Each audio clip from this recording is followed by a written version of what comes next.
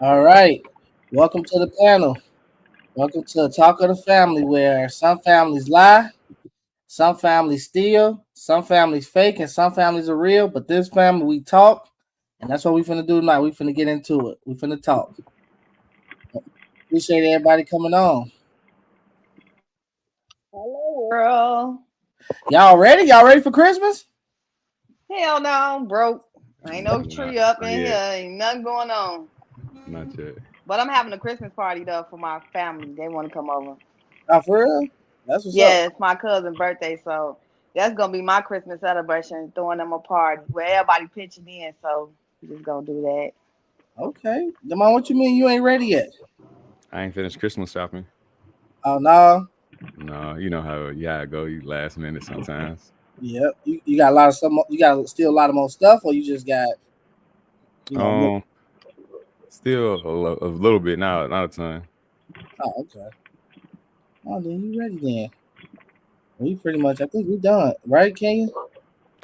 Yeah, we Right. done. Christmas shopping is done. It just don't feel like Christmas though. That's the crazy part. It don't. It definitely don't. The spirit is definitely not in the air. It just feel like weird energy around. It's like I don't know. It don't feel like the holidays. I was just telling somebody that today. Yeah, cause shit, Christmas next week. Christmas Eve is next Sunday. I don't know how I feel about that. Y'all ready for New Year's?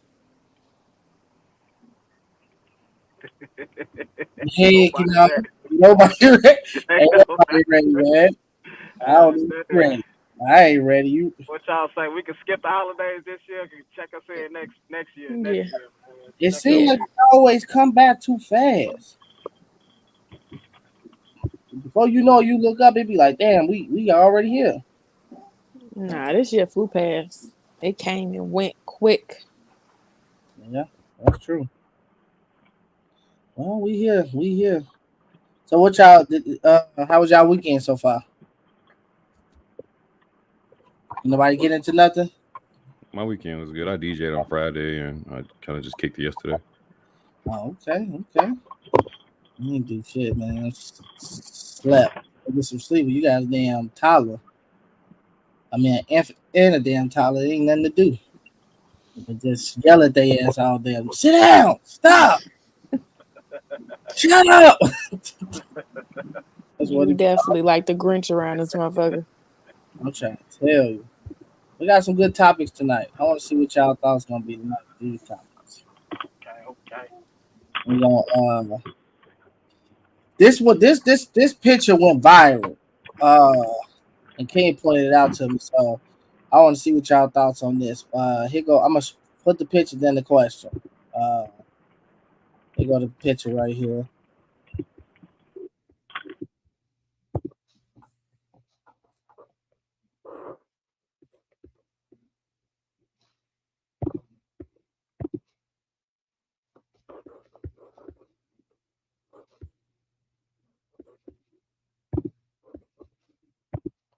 All right, that's the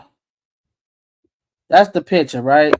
So I'm gonna give y'all a. If y'all don't know about the picture, I'm gonna give y'all the backstory. Can y'all hear me? Everybody can hear me? So the picture went viral based off the fact that the people in the comments were resharing the picture, basically saying that his father was on some freaky shit based off him holding his son. That son is 16 years old.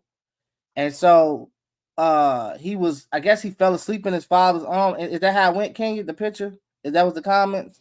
No, in the man for his little caption or whatever, he just said that it feels good that his son could just come lay in his arms and fall asleep in his arms, even at the age of 16. And he said a whole lot of stuff, but in so many words, he was just like he proud that his son feel comfortable enough to still come and lay in his arms and hold him like a baby and go to sleep at the age of 16.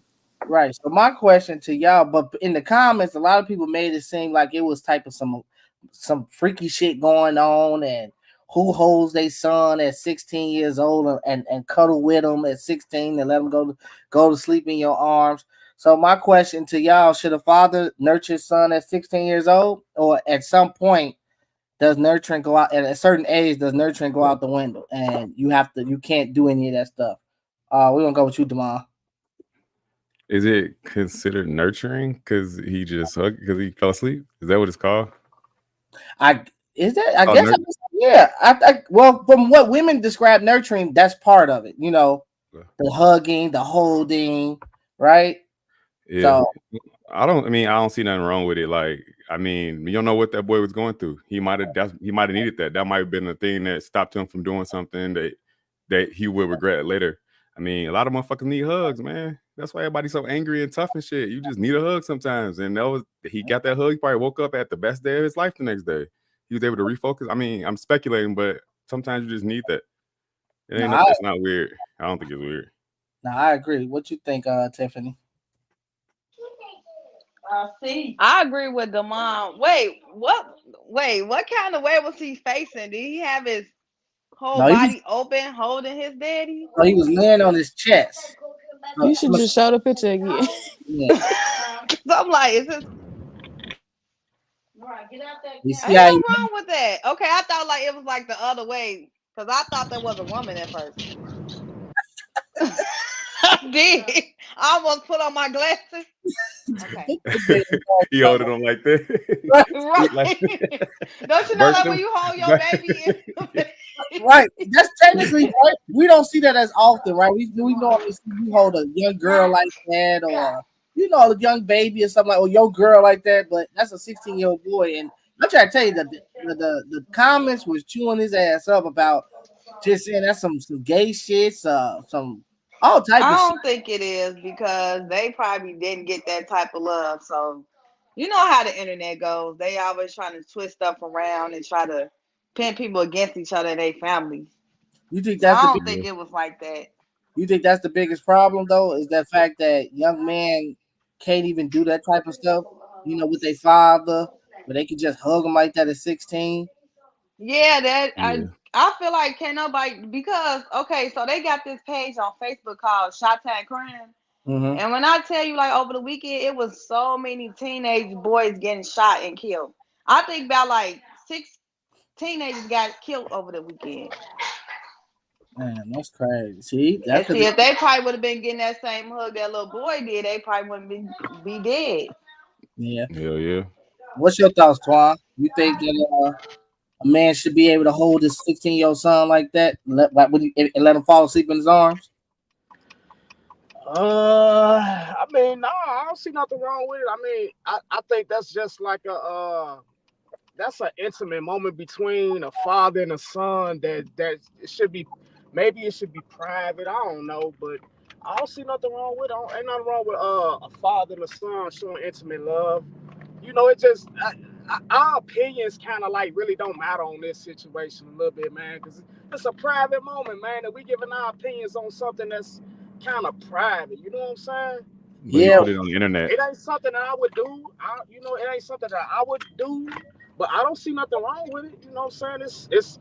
I know a lot of fathers and sons who actually have intimate moments with each other. Because I'm a hood nigga, I ain't never had that, but I don't see nothing wrong with it though. I think it's just a private moment that we kind of giving our opinions on. Yeah, they posted it. He posted it, and it went viral because people started commenting on it, but they comment on the negative way. So let me ask you this: would you have posted it if you had a son, 16 years old? And that's an intimate moment. Would you have posted it? Nah, I don't think I posted it. I think, you know what I'm saying, it's nothing wrong with it, you know what I'm saying? Let me say that first. It's nothing wrong with it, but it's just in today's world, I just you gotta be leery of your privacy that you putting out there to the world. And you giving people ammunition to attack your privacy. And it ain't no right or wrong in this situation. It's just, hell no, I wouldn't post nothing that private. Would you hold your son like that? Though. Would you, for the men on the panel, would y'all like cuddle with y'all son like that? Yeah, if the nigga needed a hug, yeah. If you needed a hug, you needed a hug. Man. No, I'm saying like hold him until he go to sleep type of hug. Yeah. If that's what he needed, man. Yeah, I it wouldn't be no mean, normal it's thing. I mean, And it what ain't if like his an everyday thing, it's but hard to say, what if whatever. he had a disability? is it But safe I to feel like say the that they man thought he posted it to had say he No, was and he proud, or holding they. his baby. I feel like the man posted it though to say that, like, based off what you said, the caption was that he proud that he has a relationship with his son where he feel comfortable to come to him and be vulnerable.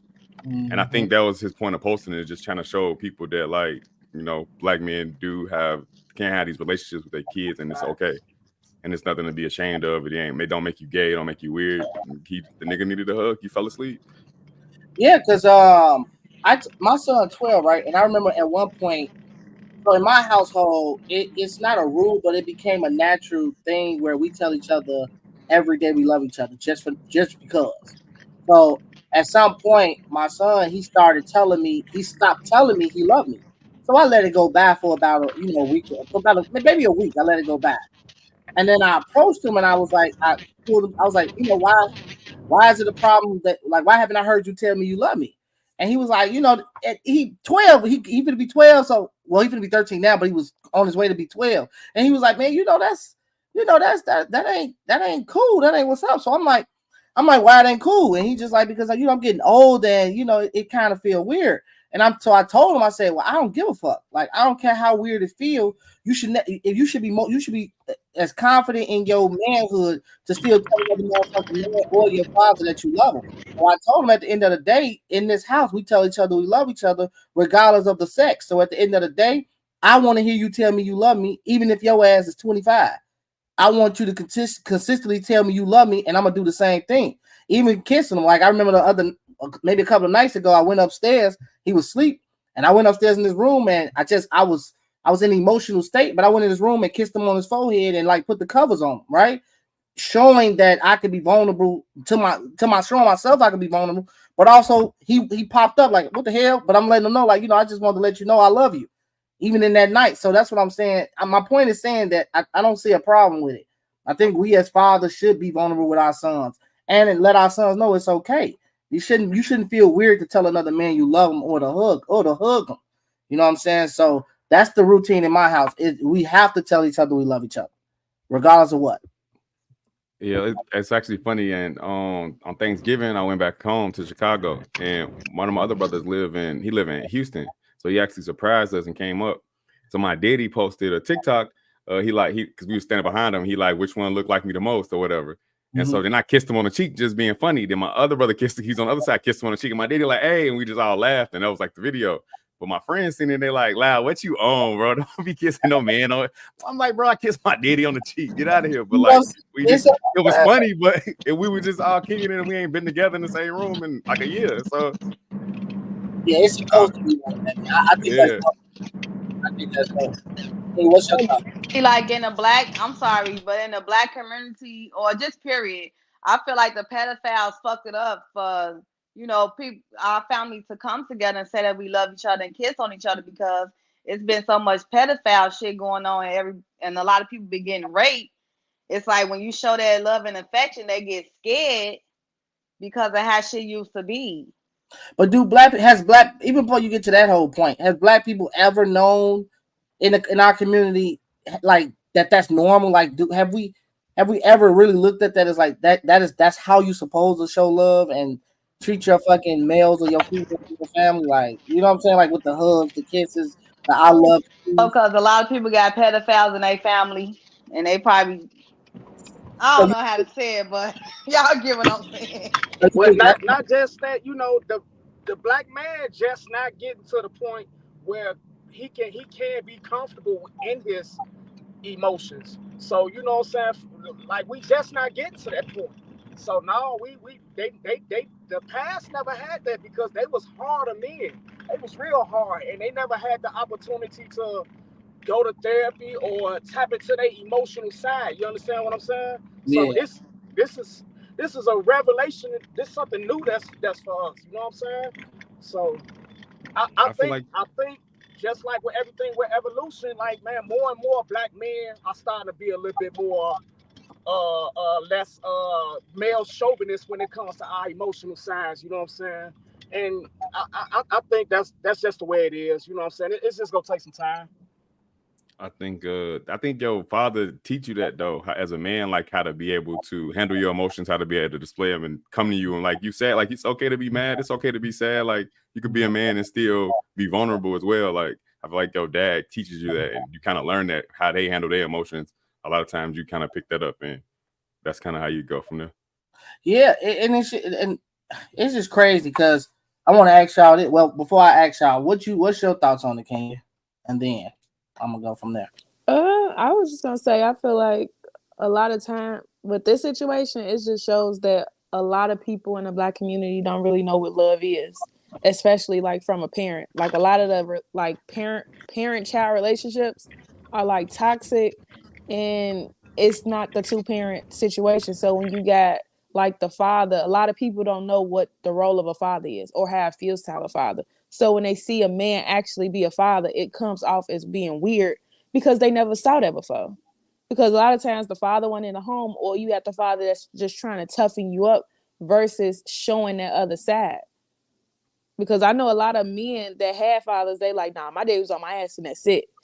They ain't never had the daddy that's, got the both sides. Where it's like, yeah, he on my ass, but I saw my daddy cry.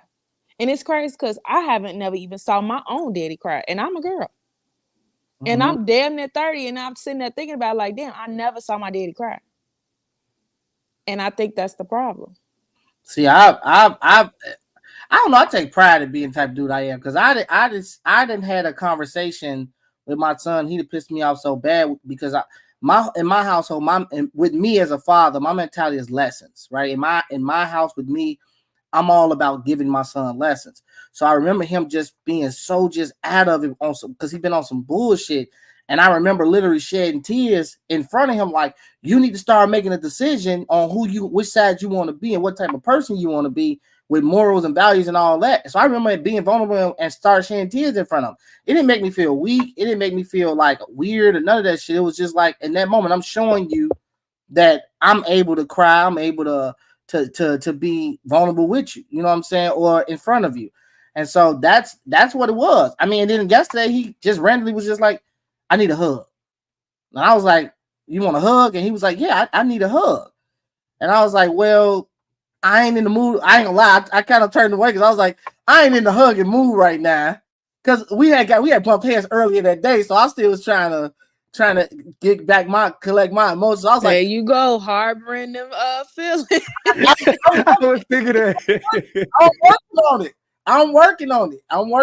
But I told him, I was like, son, you don't man give you hugs, but in this moment, I'm just not in the hugging mood. But So you ain't hug him? No, I ain't hug. But I appreciate you. Yeah, was like, hug. You went and cried to him for no random reason. Don't get emotional when he go to sleep. Go give him a hug, bro. We'll wait, bro. Go give him a hug. I'm gonna give him a hug tonight. I'm gonna say, give me a hug. I'm just saying that, but no, you know what it is? I try to teach my son too, because a lot of kids nowadays, right?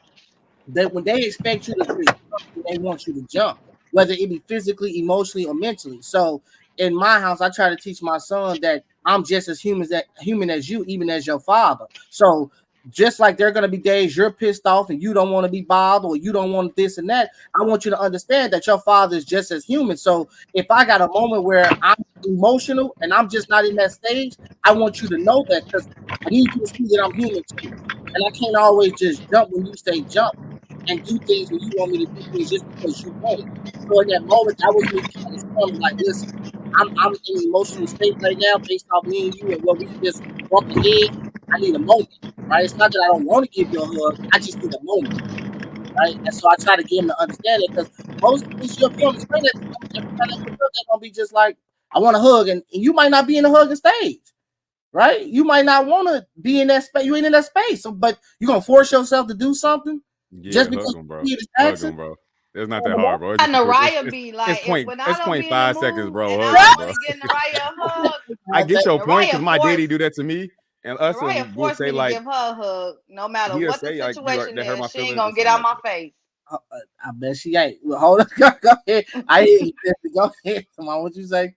I said first I'll give him a hug. It's like 0.5 seconds. That's not that ain't that serious. But But my dad's like that too. Like even when we was growing up, like he like when we got to a certain age, he like in our teens and stuff. Like I remember, like if you didn't get him nothing for his birthday, he's like, "Damn, you can't give me no card or nothing. I know you ain't got no. You 11, but like just like he want me to get you something for your birthday, you need to consider other people's feelings. Like I ain't asking for the world, but like show you show me you care. I like that. I look forward to those things. Those things make me feel good too. Just like how on your birthday you get gifts and stuff. And he would explain stuff like that to us to let us know that like you said, I'm a person too. But he still always gave us a hug. Horrible, man. I give my son hugs, but I just let him know, listen, I'm human, you're human. Because I tell my son too, I tell him like, hey, I ain't in the mood right now. I literally be like, leave me alone. And I'd be like, I'm not in the mood to talk. And of course, he put a sad face on, but I'm the type of dude I explain. So I would tell him like, listen, again, I'm human, right? There are days, son, you don't want to hug, you don't want to talk. I'm irritating you. I'm getting on your goddamn nerves. You want to be left alone. Well, your father's the same way, right? And we need to establish that in this house that we are human. We both are human, right? And so I don't want to force you to be in a mood that you ain't ready to be in. And then vice versa, I don't want you to force me to be in the mood just because because I hold the title father. You see what I'm saying? Treat me as boundaries. Yeah, it's just I'm showing him I have boundaries, you have boundaries, and I want to respect your boundaries, but I want you to respect mine too.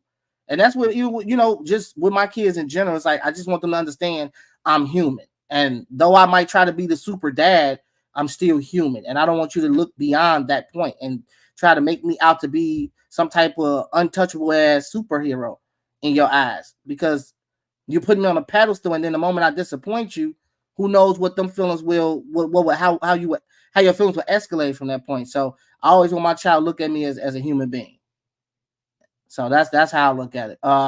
Quito, I want to ask you, do your husband do he hug on your on his sons? Do he hug on his sons? Do he be vulnerable with his sons? Do you hug on your sons? Yeah. Are you vulnerable with your sons? Vulnerable? What you mean vulnerable? Emotional. Like have you cried? Have you cried in front of his son? Yeah, in a sense. Yeah. Well, it teaches them to be. It shows them that it's okay to be affectionate about things. Yeah, but like being like vulnerable. What do we mean? Like be specific. Like have you cried? Have you told like? No, you look them in the face like, I love you, man. Yeah, of course, because it showed them that I care, and it's not just that I'm always trying to yell at them and scream at them. Let me ask you this: the picture showed that his 16-year-old son was laying in his arms and fell asleep in his arms. Would you allow you got 2 boys? Would you allow your sons at 16 to fall asleep in your arms? No. Why you say no? Because he's too damn grown for that. That's why I like your honesty. He's too damn grown for that. He's too grown for that. Okay, Queen, would you allow for the females, would y'all allow y'all sons to lay in y'all arms at 16 and fall asleep? Yeah. They're my babies. They can lay in my arms at 30. Okay. What about you, Tiffany? You allow your daughter to lay in your arms at 16? Yes. And she better put me in her goddamn arms when I turn 100 years old. I think that's kind of unfair because a mama's love is kind of like different, bro. That is an emotional love.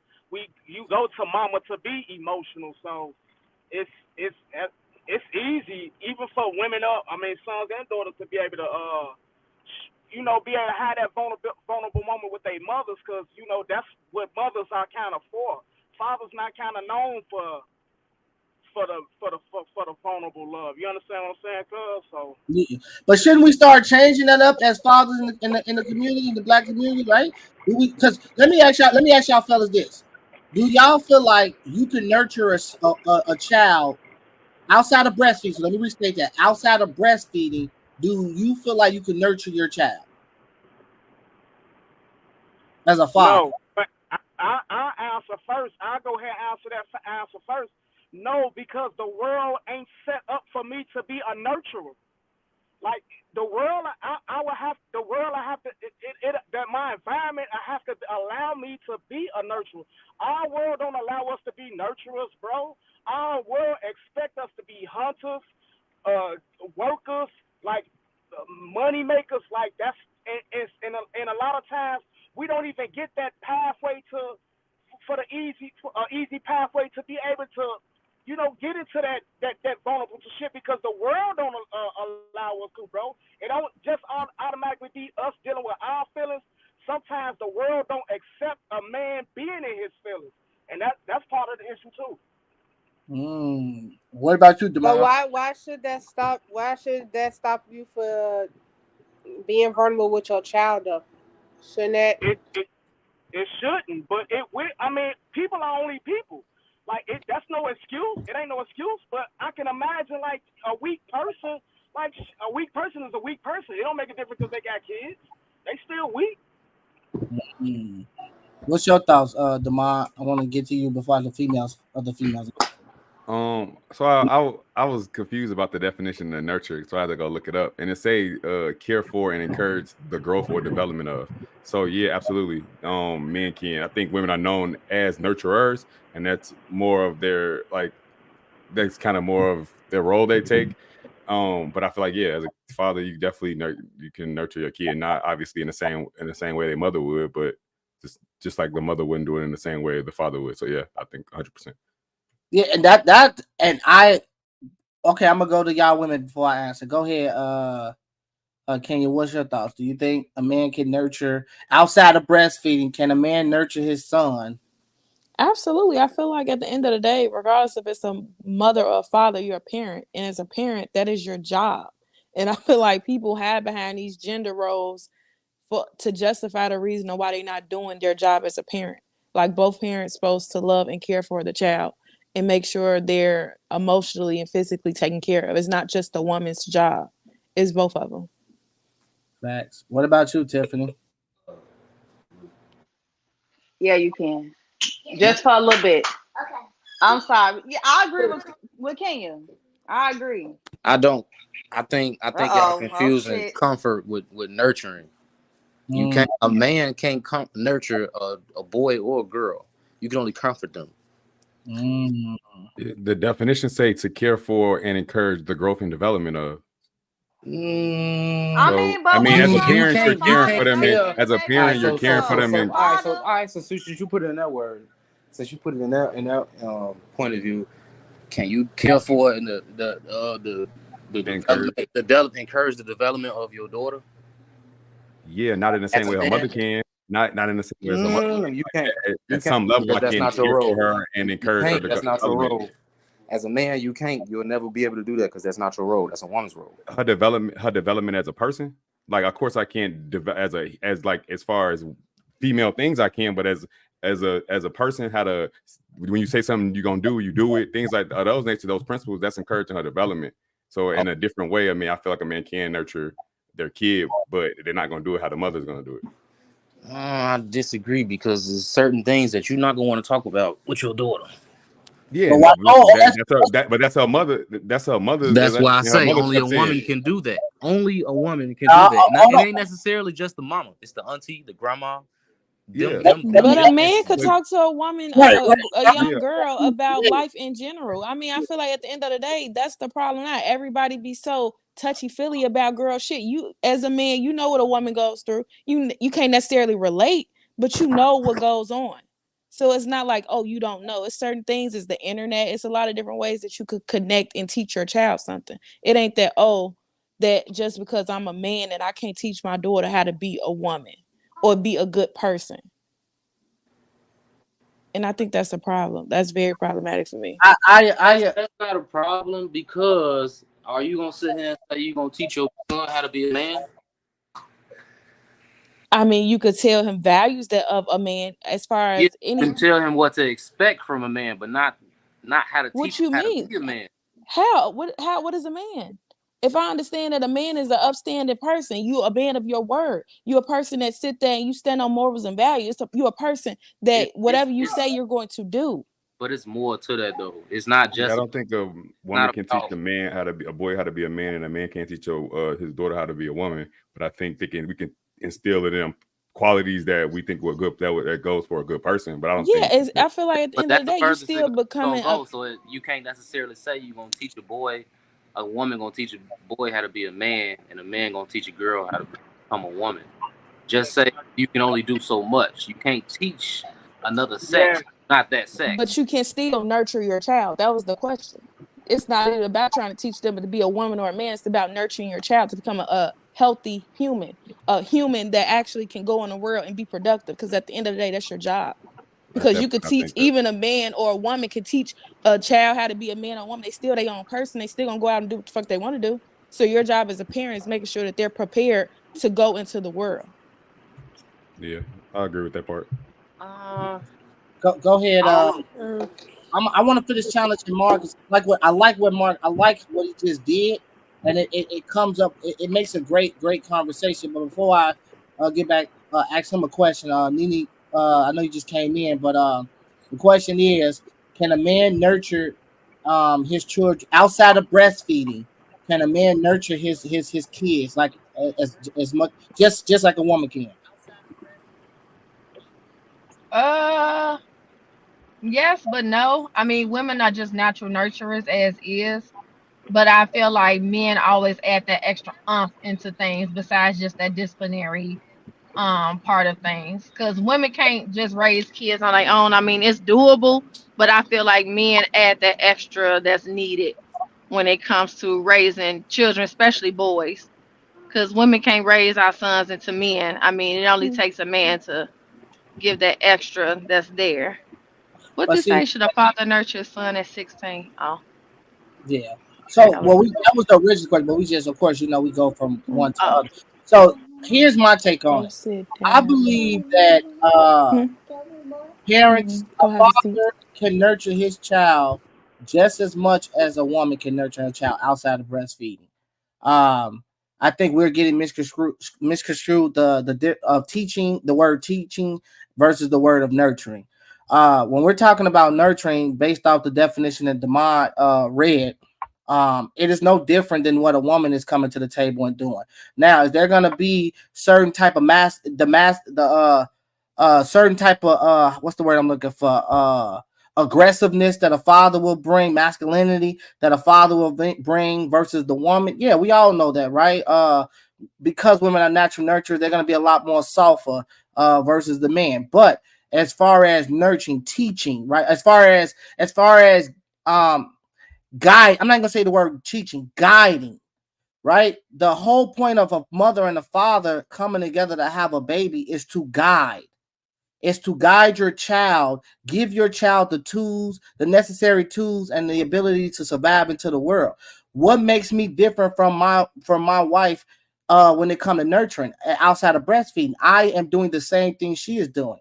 What lessons she bring to the table, I bring to the table. Hugging him, I hug the kids. Kiss the kids, she kiss the kids.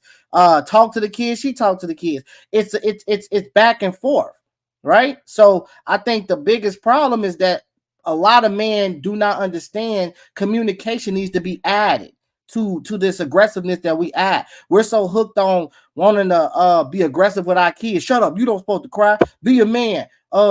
Because that's what we were told. But we miss out on the emotional and mental stages of our males, especially even our females. We miss out on that. We keep forgetting the mental and emotional stage when it comes to the kids.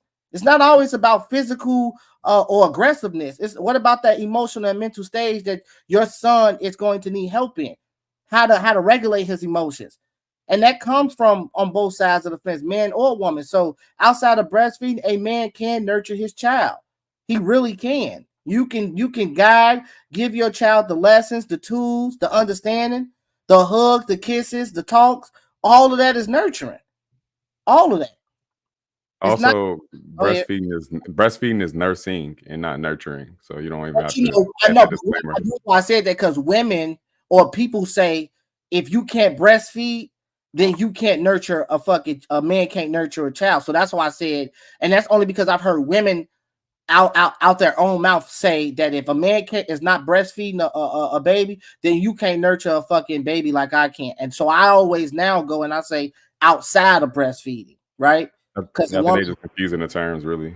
Yeah, they are. They are. Yeah, they are because that ain't shit but milk.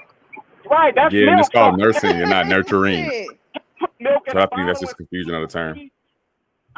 listen. I think this word nurturing definitely had a more grandiose terminology from what I expected. I mean, from what I always thought. You know, nurturing. When I think of nurturing, I think of a farmer. I think of somebody watering plants. I think of something more than just the definition that Webster just gave. But that is what they're doing, though, Twan. A farmer watering the plants and tending to the crop. They're caring for and encouraging the growth and development of that crop. It's the same thing you would do to your kid. Is give them knowledge, water them. Same thing. Yeah, I hear what you're saying, but based on my experience from what I've seen from men my whole life, this has never been a natural thing. Never. And I'm not saying it's right or wrong, but I've never seen natural men nurturers. So I'm not saying that there can't be. Of course, if you're a well-rounded man, of course you can possibly be anything. But it seems to me that naturally men don't even know how to nurture. Like, honestly. But that becomes the problem. That becomes the problem. Last episode I said D.L. Hughley made he came up with he found some statistics that showed because fathers lack in nurturing their children, that when a male or a female grow up, they more than likely hate their fathers more than they hate than anything. They love their mothers more versus their father, because the father mentality is to go out and hunt. But we forget about the mental and emotional stage that our kids also need from the father. So if they're only getting it from the mother 24/7 on the emotional stage, and the father all he is known to do is go hunt, that's where the anger comes in, that with a child looking at his father saying, you wasn't there. Now the father looking at it and saying, I was there because I went and hunted the food. How you think you ate? But the child is saying, what about emotionally? What about mentally? Where were you? Right? I just didn't need my mother to be emotionally and mentally, stable with me. I needed you as well, but you were absent. So I think that's the biggest problem in the community, and why a lot of kids grow up despising their fathers is because it's like emotionally and mentally, we are not there. We're not there at all, because we really got the concept, go hunt. That's all I'm supposed to do is go hunt. I'm not supposed to help you with your homework. I'm not supposed to sit down and ask you how your day going. I'm not supposed to give you a hug. I'm not supposed to do anything besides go get them food and bring it back to the table so you can eat that way and survive that way. Everything else, emotionally and mentally, that falls on your mother. But it's a 2-parent household. It takes 2 to water this grass, to nurture this, to make it to this seed for it to grow and blossom into something great. But if we're not doing it as fathers, I think that's another problem why we failing in the community. As fathers, we just got one side. We got one way. It's aggressively, I'm hunting, shut the fuck up. This is what I'm bringing to the table. And we forget about the emotional and mental stage. And so we see a lot of males, man. That's why a lot of males are angry today. That's why they don't know how to regulate their emotions. That's why they got all of this shit going on with them. This mental and emotional fucked up shit about themselves, because fathers, man, we lacking. We lack in that area. So again, outside of breastfeeding, I'm gonna say it again because women don't know the difference. A lot of women don't. But go ahead, Marcus. I'm a kind of like add to that. Well, that could be biased because it's natural for a man to be aggressive. So it's in a boy's nature to, seem as if, the dad is not there, or if he's absent because, hunt, like you say. So if a boy or a son is aggressive and all this, he say, she say, whatever the case you just said, it's because that's in a boy's, because you start from a boy to a man. It's in a boy's nature to be like that. You ain't always necessarily gonna have a mindset where, oh, my dad wasn't in my life, because you're gonna grow up eventually and be like, oh shit, damn, I see what he was doing because I got to do that shit now. You get what I'm saying? No, I get what you said, but let me ask you this: why can't a man be all in? Why can't a man be just as aggressive, just as stern, but also emotional intact to be able to give that emotional side to his son or that mental side? Why can't we juggle to be all of it? I can't speak for every man, but myself, it get hard because you ain't necessarily just doing one thing. You gotta pay bills. You gotta worry about So come do back that mean home, y'all you don't gotta have worry about what affection happened for it? when you step outside the door. It's a lot of things that goes through a man's mind that don't go through a woman's mind. So it's more so that you thinking more than anybody else in this house versus what mom or a woman thinking about. So it kind of like it don't forget. It just get miscued about, you know what I'm saying, how the information being presented. That's just in my opinion. Because I was gonna say that, like, if you teaching your kid, walking them through those things that you think about your son when you got to go out and work or you got to go do something, and he come with you and you showing him how to do it, and you talking to him about it. When one day when you get a family, you're gonna have to do this. You gonna have to take care of this. Do it this way, X, Y, Z. That's you nurturing them. That's you But encouraging that's their what I'm saying. development. That's what I'm saying. It's just in a different way. Once they see that that's what you doing, they'll realize that, oh damn, dad not absent. Dad is doing what he's supposed to be doing. Dad just can't do everything everybody think that everybody else can do. You see what I'm saying? But let me ask you this, Marcus. Are we not saying you, I'm just saying man in general. Are we having these conversations with our sons? Are we talking, being vulnerable and talking to our sons, and putting and watering them with knowledge? Are we letting our son know that it's okay to cry? I want you to still pick yourself back up, but it's okay to cry. It's okay to show emotions. Like I said, you can't speak for every man because every man didn't have a father or a man figure in their life. So me, for one, I had my dad till I was 17 years old when he was taken away from gun violence. So with that being said, I can't speak about the next person because I had a man figure, a father figure in my life to tell me, you know what I'm saying, things that shouldn't be done, how to respect, you know what I'm saying, stuff like that. It's just it get tough for a man that ain't had that in their life to reciprocate what was taught to you. Okay, So, I get what you're saying. huh? That makes sense. They get what I'm saying. But all in all, it's just I feel like it's mixed judgment because, you know what I'm saying, everybody don't have what the next person have. So like you can't get mad about or say that this and that woo and the third because you don't know how to really do those type of things because it wasn't taught or shown to you. So it's not that you're not there, it's just that shit you don't know how to do certain things. Yeah, I get what you're saying. Like out of sight, out of mind shit. If that ain't what I was taught, that shit, I ain't finna implement that with my kids because ain't nobody showed me that shit. Go ahead, Twan.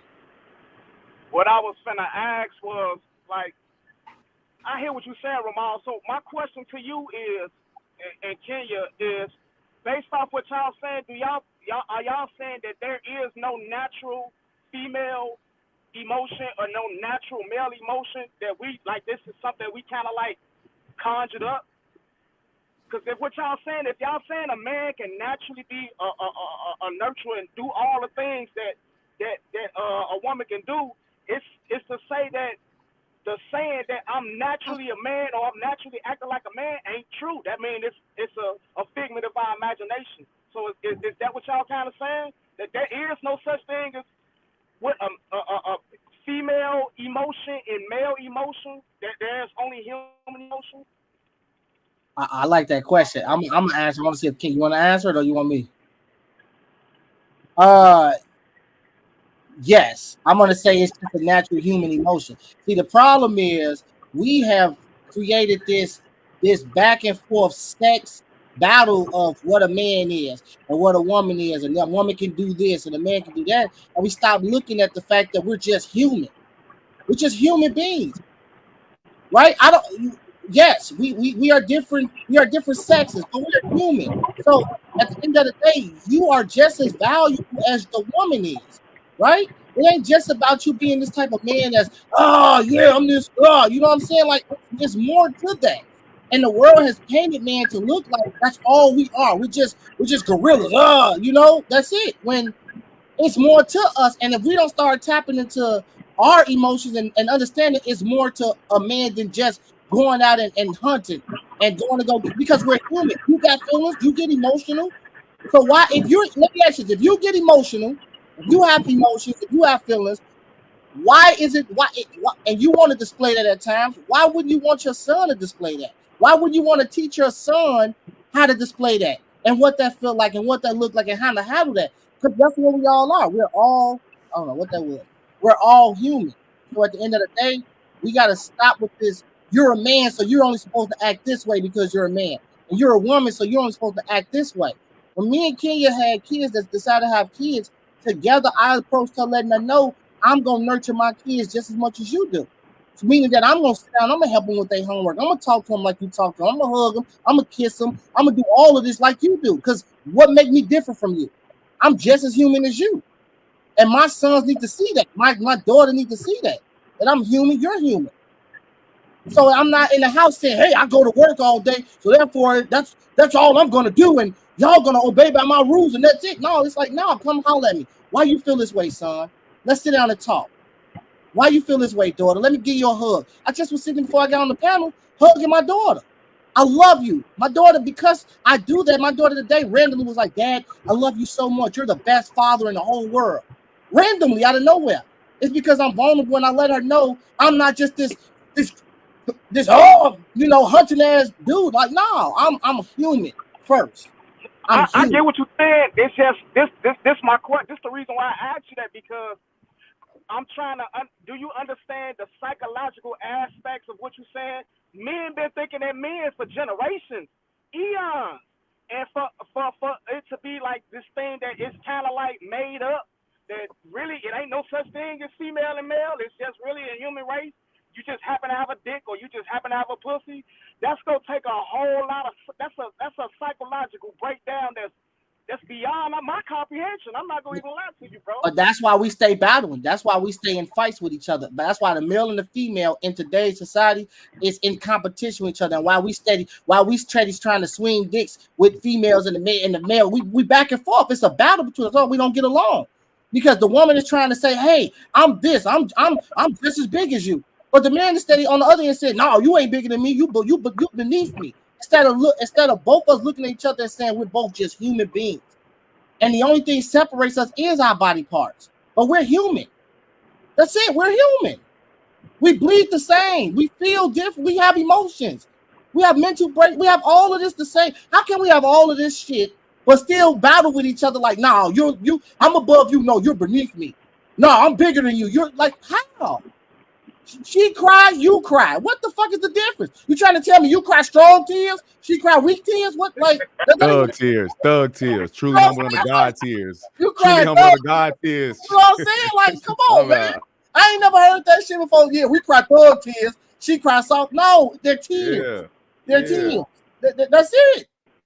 I'm gonna have to. I feel like y'all saying two different, like y'all talking about two different things, because there is a difference between a male and a female. I think what Ramal is saying though, Twan, is that in parenting, like a man's role is bigger than what we normally put it into. It's just going out, being a provider, and then not having no emotional intelligence to have the conversations and nurture relationship with your kids. And I think what Twan is saying is looking at it as like you saying like, there's no difference between a male and a female when there are clear differences. But at the end of the day, to your point, we are human, but there is still a such thing as male and female. Right. That's why I said what separates us is body parts. Sex wise, I don't want to get no smoke with the, But I'm just saying, okay, look, let's ask that question out, and I want to see what people think. Outside of body parts, what make a man and a woman anything other than human? A man has more testosterone than women, and women have more than men. So that's the okay. Those two and body parts. So hormones. That chemical imbalance, the different balance of chemicals make us view things and react different ways and have more dominant traits in certain areas. So I think that's the difference, and that's why we are like even parenting. That's why fathers approach parenting in a different way than mothers approach parenting. No, facts about all those. I knew that. I knew the hormones were different and the body parts. But out of those chromosomes. Well, that's part We're of gonna break you down now, bro. Yeah, we know all of that. And outside of the natural state of you're born this way and I'm born the state of biology. We're gonna step out of biology. You basically saying outside of all the things that make us different, how are we different? That's basically what you're saying. No, because we naturally know that if you're a woman, you're a woman. Obviously, your chromosomes, your hormones, having more estrogen. Bro, I'm talking about mentally. I'm talking about mentally. That changes her mental. Y'all know the alphabet finna come for y'all. Y'all you have her having more. Go away. The alphabet gonna come. You're right. Next topic, man. Right. We're gonna go to the next one. Well, Thank you. because yeah, King, we're gonna leave that one. I was thinking about saying something wild too. I was about to go crazy on the trolling. Right, like shit. Don't do it. You will. We don't want to get canceled, y'all. We got Don't we do got to it. give respect to the other side and let the other side be. All right, let me ask y'all now. This going into the this kind of piggyback on what we just talked about. So I'm gonna see what y'all think of this. Feminism is killing this country. Can you be more specific? Feminism has taught us to hate men and to fear men because capital profits off of my fear as a woman. If I'm afraid of men, they can make a profit off of that. There's a gender war because men are the underdogs right now. Men are the ones being told you're feared, you're wrong, everything you do is wrong, go make money, don't show emotion, BBB. Women are making a rise to the top. We've over-feminized so much and included women so much, which is great. But we don't have to tear men down to include women. So why is there so much talk about male privilege? Because for a long time there was male privilege, and now the script is flipped. Now women are the ones with privilege, but no one's ready to hear that. But why are we still talking about male privilege? Because no one's ready for it. We're not ready to make that change. We're seeing more women in films, more women in power. The amount of jobs that I have seen that say women only is ridiculous. In an effort to hire more women and get them hired and include them, we've excluded men.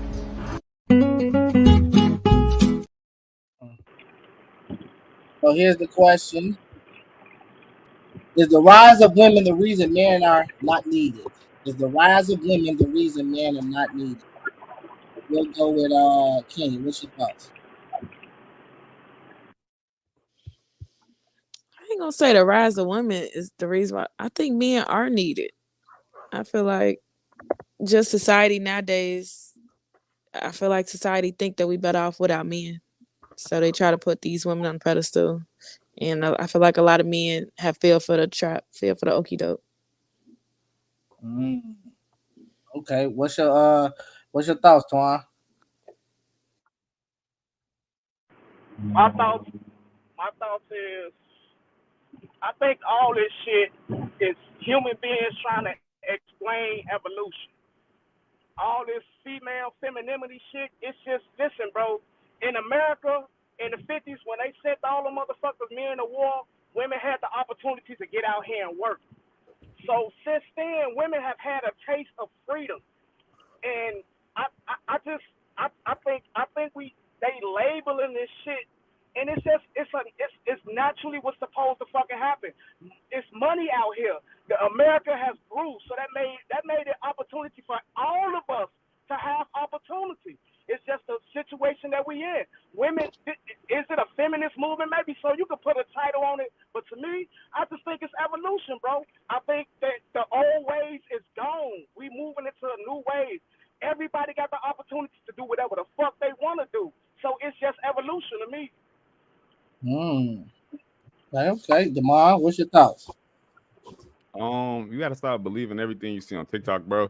I don't think most women believe that they don't need men. And I don't know. Most of the men that I know, I don't feel like they feel like they're not needed. I think there's just some of I think a lot of the traits that a man has are now being like saying that's not the way you're supposed to handle things. A man being more masculine and aggressive is wrong. You're supposed to be more caring in your emotions and your feelings all the time, when that's not necessarily, like, that's not true. It's okay to be aggressive and be a man and also have those emotions. But I don't think that men are not needed, and I don't think the rise of women is causing making men less important or less needed. I'm gonna have to say that I do think it's a lot of women out here that do say that they don't need a man. I don't know. That'd be all what I see, especially like on TikTok, on social media. I feel like it's a lot of women nowadays that's like, man, forget men. I don't need one. I'll just die with a dog. I think on social, but I think in real life, a lot of times even if they say that they really want a man. Like, I mean, yeah, I know it's like they're delusional, but have a man, but if they had the opportunity to have a man, they would have one. Versus if they had, hey, you want to be alone or have a man, they're gonna be like, I want a man. But I feel like it's just popular. I believe it's periodically. I think at a specific time in these women's lives, while they at their prime, while they making money and fucking and living that life, at that time, no, they don't need a man. But we seeing a whole lot of women in their 50s right now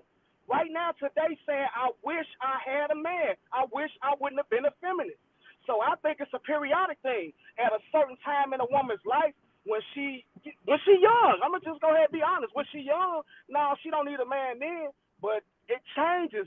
And a lot of women are coming out right now, the feminist movement right now, saying, I wish I'd have traded in a husband for this cat right now. Facts. Yeah, I mean, for dudes too, when you in your 20s and you young, I don't need no woman.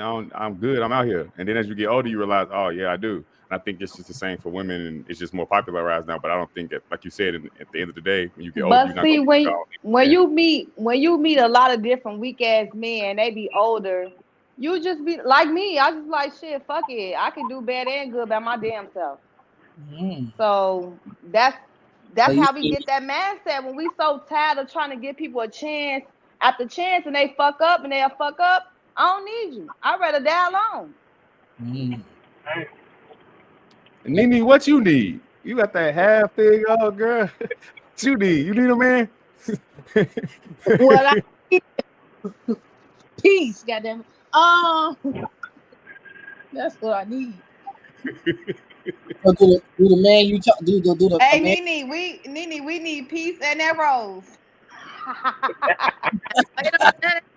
Wait a You're not gonna be the old cat. You're gonna be the old cat woman, Tiffany. You're gonna be the old cat woman. You're gonna be at 55, 60. Don't start no shit. Okay. Let me ask y'all though, do y'all feel like that, Tiffany? Do you feel like that you don't think you will regret? Nene, I don't know your relationship status, but if you are single, do you feel like you will regret getting up in age, say your 50s to 60s, and you wasn't able to conquer marriage and a husband and a partner in general? Do you feel like you will regret that, or do you feel like you just gonna say fuck it, I'm gonna down this hill in Kenyan words by myself? I turned down 3 marriage proposals. Why? I Simply mean, because that's not in your business. I don't want to. I'm just saying, keep it on the surface. I was not and still is not in the process, or am I in the mental space of any kind of raising a boy into a man. A man should already come to the table as a man, just as you expect me to be as a woman to the table. I'm not raising nobody else's grown ass son. I'm raising my son. Can I ask you this question though? What? So if you had the choice right now, if God came and said, "Hey, would you prefer to be alone or have a good man? Whatever a good man looks like for you, which one would you prefer? What would you say?" I would prefer to have a good man. I'm that woman who really wants to be married. Unfortunately, I messed it up as a teenage mother. I always grew up to want marriage before kids type of thing. But I mean, things happen, transitions change and whatever else. But I would prefer and would want a good man. So do you think a lot of times women are tired? Oh, go ahead. Sorry. No, go ahead. I was just saying, do you think a lot of times it's women just more tired of looking for the right man or the good man or whatever than it is actually tired of men themselves? I think from what I've seen, that's a good question, bro. From seeing married people and single people and people who are just in regular relationships, I've learned that in order to have a man, you don't go looking for him. You let him find you. Now, don't get me wrong. It's okay as a woman to formally introduce yourself and say, hey, I'm interested, this, that, and the fourth, and see how that goes. That's fine and all too. But women got to understand that in order for you to get married, he has to get on his knee and ask you. You can do it too. Tend to nowadays are like, well, I don't need no man, but I want to be married. How? You gonna get up on your own and put that ring on your finger? Would you propose to a man? That mirror? You could propose to a man. You can get on your knee and get him a ring. See, we had this conversation a month ago. We ain't gonna go back to that. All right. Would you do that though if you found the perfect man that you want to marry? Would you propose to him? My name is Jada, not Chris.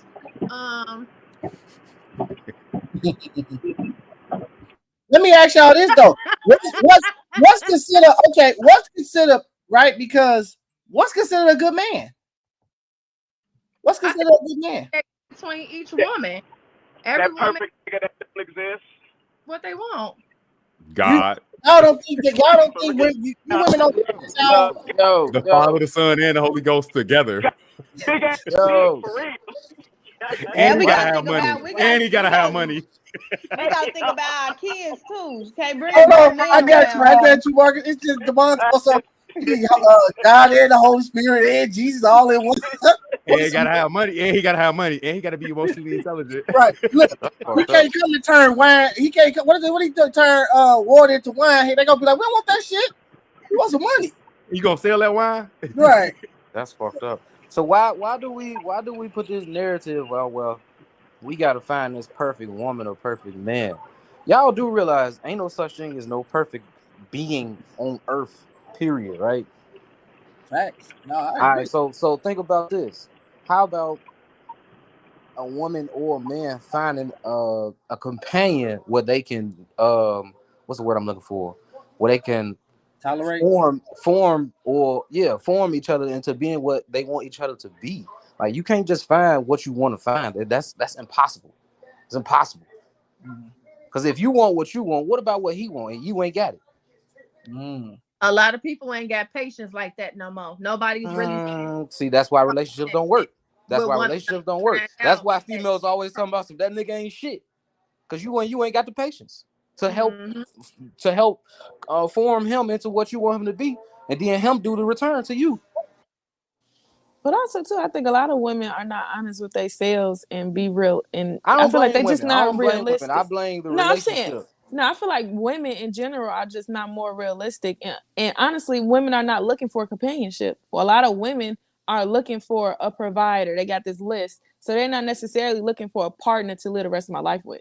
And I think that's the real reason why relationships are failing, because everybody is looking at what can you do for me and vice versa instead of how we can add to each other. Everybody don't have that mindset. It's more so what can I get out of you, Right. or what you gonna do for me. And I think that's why relationships ain't gonna never work.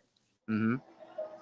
Yeah, because I had talked to my female friend, and she was like, she got a good dude, right? She said it's a dude that's real good to her. Like he's a good guy, right? And I said, well, why don't you take it to the next level with him if he's this good guy? And she was like, well, his finances is not in order. I said, well, what's his finances? She was like, well, he's about a $50,000-$60,000 man. I'm saying, well, what's the problem with that? If this man treats you good and makes you feel good and makes you happy, why would you sacrifice that for because his finances ain't in order?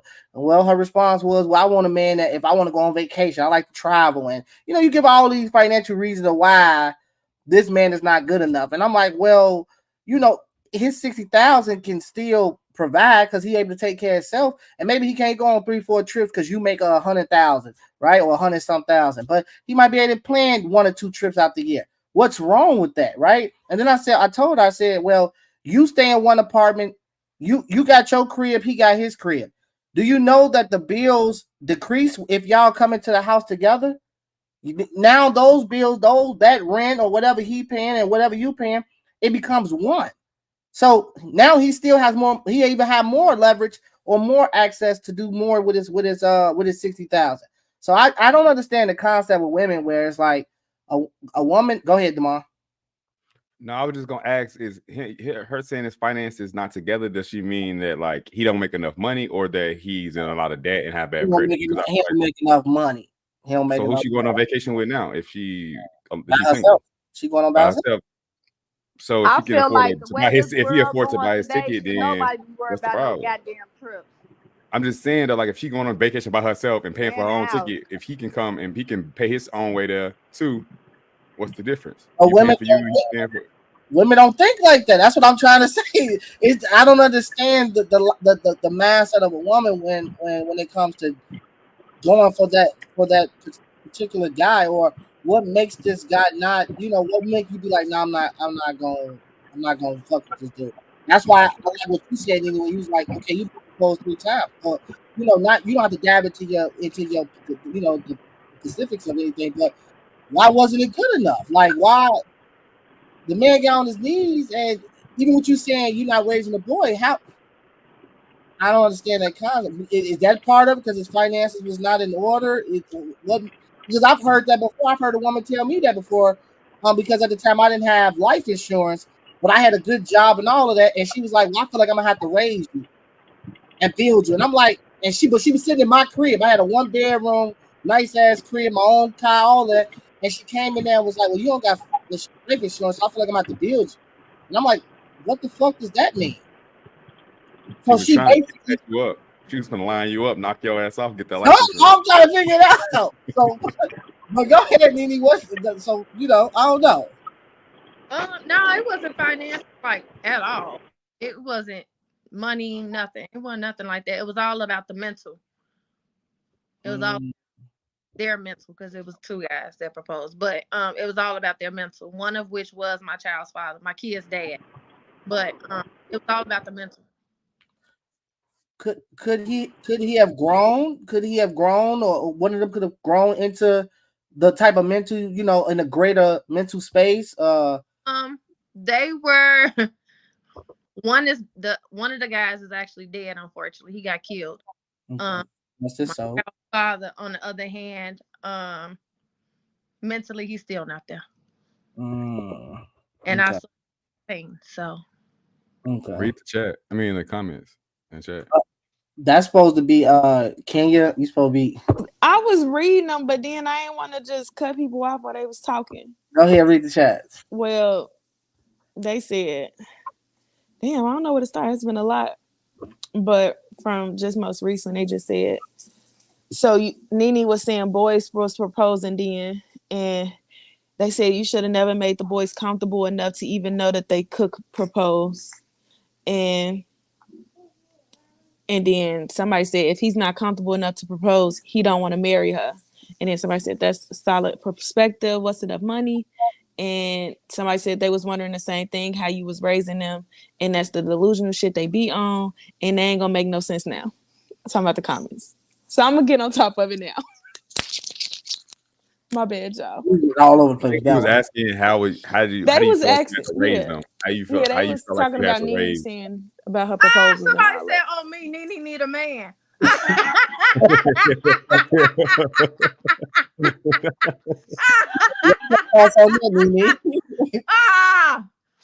everybody think I need a man? I do not. I am not out here looking for no man, children. No. Oh no, we know that. But that's why. It's because you got your shoulder out. You got your shoulder out. Oh God darn it! If I put on my goddamn robe, what's the difference? Goddamn, I done been here with a scarf on. I'm about to put my rollers in my head and some more stuff. What the heck? God darn. They saw a little shoulder. They like, oh, they like it. Right. Oh, so y'all think I'm being easy because I'm showing a little shoulder. You know what? Let me go ahead and put No, my just saying. They no, just saying. goddamn it, I got something for everybody now. Let me Let me go ahead and pull my nice little cardigan. Now you give it lonely. Right, it's giving Now very you give it much. I'm lonely. not gonna cry no more. What the fuck? No, you don't win with you at all. Myself and I, that's all I got in the end. Wait a minute. What they say? Respond to your niggers. What? Oh, views. Oh, sorry. Okay, we gonna move to the next subject. Boys proposed then. Absolutely, boys proposed then at that time. Boys, okay. Well, we gonna move to the next subject. Hey, I like the comment section. Now y'all got it going on. Yes. We're gonna go to the next one. Let's go to I'm gonna play this other video. Let's see what y'all thoughts on this.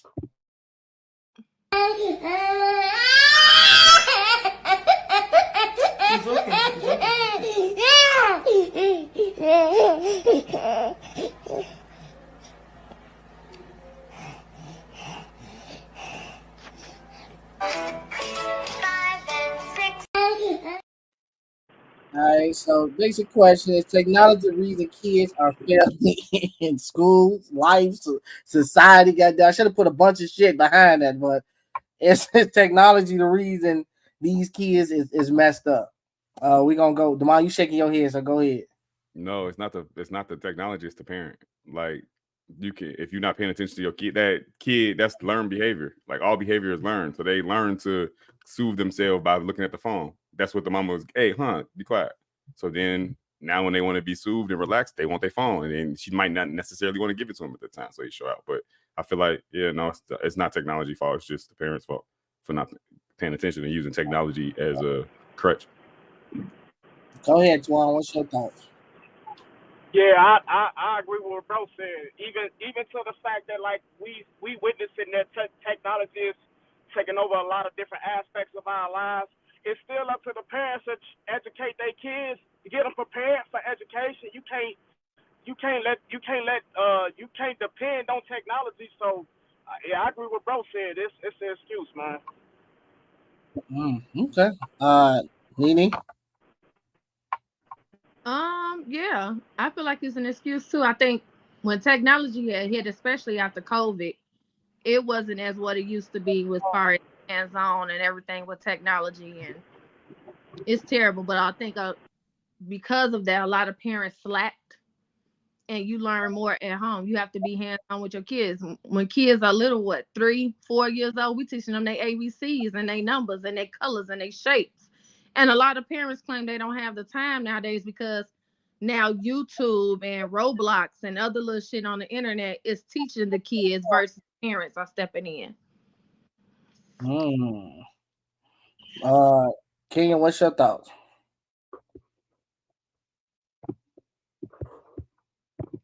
I don't think it's technology. I think it's the parents. I feel like as a whole, not even with just kids, I feel like even adults, we misuse technology and we use it as a crutch, and it's just overlap to the kids because they only do what they learn. They do what they see, and they see us being so dependent on technology, so they becoming people that's dependent on technology, and it's one of them things that is more so us because kids only gonna do what they see.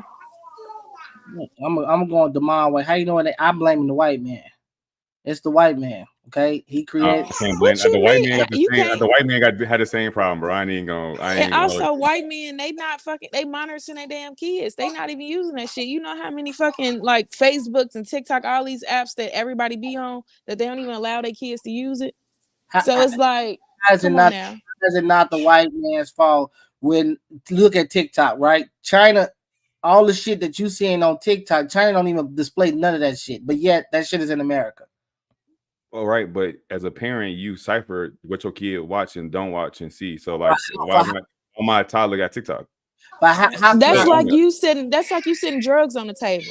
Like just because I sit the drugs on the table, don't mean you got to use them. That's on you. No, that's not true. If you put the drugs on the table, that's a possibility I can use, and that makes it. And that's on you because that's your choice. Yeah, as a person, like that's free will. How's that my choice? If I'm 4 years old, you put the drugs on the table and I sniff it. Well, then at that point, of course it's the parents' it ain't gonna fault. be like that. Then it's the parents that's liable, but the person, come on now. Yeah, no, not this time, bro. Not this time. Not this time. Cause that just escalated a little bit too quick. What? Yeah, he tried to use my trump card. Not this time. Listen, not gonna work, pal. It is just. I'm saying it's the parents' fault, but it's also the white man's fault too. He created this shit. He put it out there. And yeah, we as parents, we fall short because we don't want to make time, like the mom said, and we give it to the kids. We put the crack on the table, like you said, because the phone is the crack. All this technology shit is the crack, and we just let our kids dive in, and we don't care. They hand it to their kid. Their kid don't know nothing what this is or what this does until that kid crying and you want that kid to shut up and you don't feel like picking them up and calling them. You get on the phone. But the parent, it's the parents' fault. You're giving the kid this, so the kid likes it. Okay. The white man's fault because he created it. And it's the parents' fault because he went and bought the crack, put it on the table for the kids. There's no force. I don't feel like there's no systemic force. There's no oppressive force to blame somebody else. Just literally a choice of, hey, get this to my kid because I don't want to deal with them right now. I'm trying to wash the dishes and do laundry. Be quiet. The white man has created all kind of shit that affect your kids. The foods, some of these restaurants and some of these recipes and all that. That's a slippery slope you riding down if you go blame the white man for his technologies because it's a lot of white. It's a lot of white. Black people made some of this stuff too, right? That's black people too. That's a slippery slope. You can't blame the white man for his creations when you only fault the parents, bro. For real. Okay, well, let's say we fault the parents, right? Let's say we fault the parents. Why are parents being this type of way? Why are they just throwing shit in their kids' face and not making time? Because they don't want to be parents. But then why have kids? Why the fuck have kids? Once you have a baby, at that point, you're Extra selfish. condoms is whack, bro. What the fuck? Oh, yeah. That's why. Exactly, because people want to fuck. That's why people have kids. They fuck and they get kids. Condoms is whack. You right about that. But It's whack. that's the pill. That's birth control. There's a lot. That's women condom. There's a lot of shit you could use. Yeah, but when you got that strong DNA, sometimes that little stuff don't work, bro. That'd be 99.9. Sometimes you the 1.1%, bro. Yeah, that's true. That is true. But I'm just saying, man, look, the white man gotta take accountability and parents gotta take accountability too.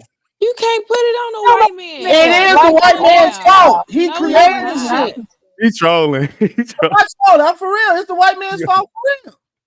I mean, How we all know black people made some of these technologies, bro. He created it, but motherfucker, you bought it. He Yeah, with your money. Gun to your head and you gonna buy my shit, nigga. You bought it for your child. But he shouldn't have created it. He knew what it was gonna do. He knows what's happening now. What you mean? The white man put the drugs in the neighborhood. He knew what was gonna happen. He knew. Yeah, but it was an alternative to, because there was no jobs. It was, so we're gonna lower the resources here, and then we're gonna give you this very lucrative way out, which is selling drugs to your community. So some people gonna make money, but it's gonna do damage. It's a very addictive drug. So that's why we said the white man fault, because they oppressed the people, us, and then gave us this this way out, which was a bad way out. Oppressing us with technology because we're not oppressing us. How when you can choose not to. And technology is not all bad. That's the problem. Y'all we're misusing it. That's the problem. We always be the main people saying we ain't got access to nothing, but we have technology and we misuse that. Yeah, you could learn. You can get anything off the internet. Learn any goddamn thing. We don't want to, but we just be on Facebook and TikTok all day. Because the white man has made it addictive like a drug. You on drugs, bro. Yeah, I think your ass on something tonight. What you up in there doing? You the white man. I started to think. You oppressing us, bro. Next question. You oppressing us. Can we go to the next topic? It's y'all facing. No, I had to go that niggas. Y'all all agreeing on the same shit. It's the parents' fault. No, it's the white man's fault, goddammit. Enough is enough. I'm tired of hearing about it. God darn. Oh my god. All right, I'm gonna go to the next subject, man. I thought I pulled them on card. It didn't work, man. It didn't work. All right, here go the next subject. Let's see what y'all thoughts on this. Say, I know what you're trying to say. Harley, why not just leave? And I'd say, why are you screaming at me? I'm not deaf, I'm standing right here. And then I'd say, when your taste in men is as bad as mine, they don't just go away quietly. They'd slash your tires and they'd kill your dogs and tell you that the music you like ain't real music at all, and all the cruelty tears you apart after a while. You ain't never get no video that got the Harley Quinn movie soundtrack on there. I am fucking done with you. Like, goodbye. I'm done. You gotta listen. Here's the question. I'm just trying to listen. Okay, look, that's the question. In an abusive relationship, is it the woman's fault for allowing it, or is it the man's fault for doing it? Whose fault is it? Who wants to answer this? We're gonna go with. Say it again. We're gonna go with Twan. Okay, in an abusive relationship, is it the woman's fault for allowing it, or is it the man's fault for doing it? Go ahead, Mr. Twan. You say me? Yep, go ahead. What's your thoughts? I think, and this might be a little controversial, but I don't think there is no fault. I think there's a deep psychological relationship between victim and what's the other one? The assaulter, whoever caused the crime. Like it's a certain confidence that comes with people who abuse you, bro. And I can't explain this relationship. We see it all the time. We see it when women get when women get raped, they become highly sexual. We see it when in situations like, you know what I'm saying, like when women get beat on, they stay in a relationship, and it ain't just the women, it's vice versa. But there is a deep, there's some type of relationship between the victim and the person who caused pain. And I can't explain that shit. Okay. Well, Nene, what's your thoughts? I feel like it's a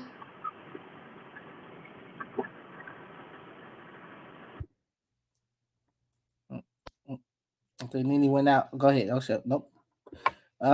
Okay, go Kenya. What's your thoughts?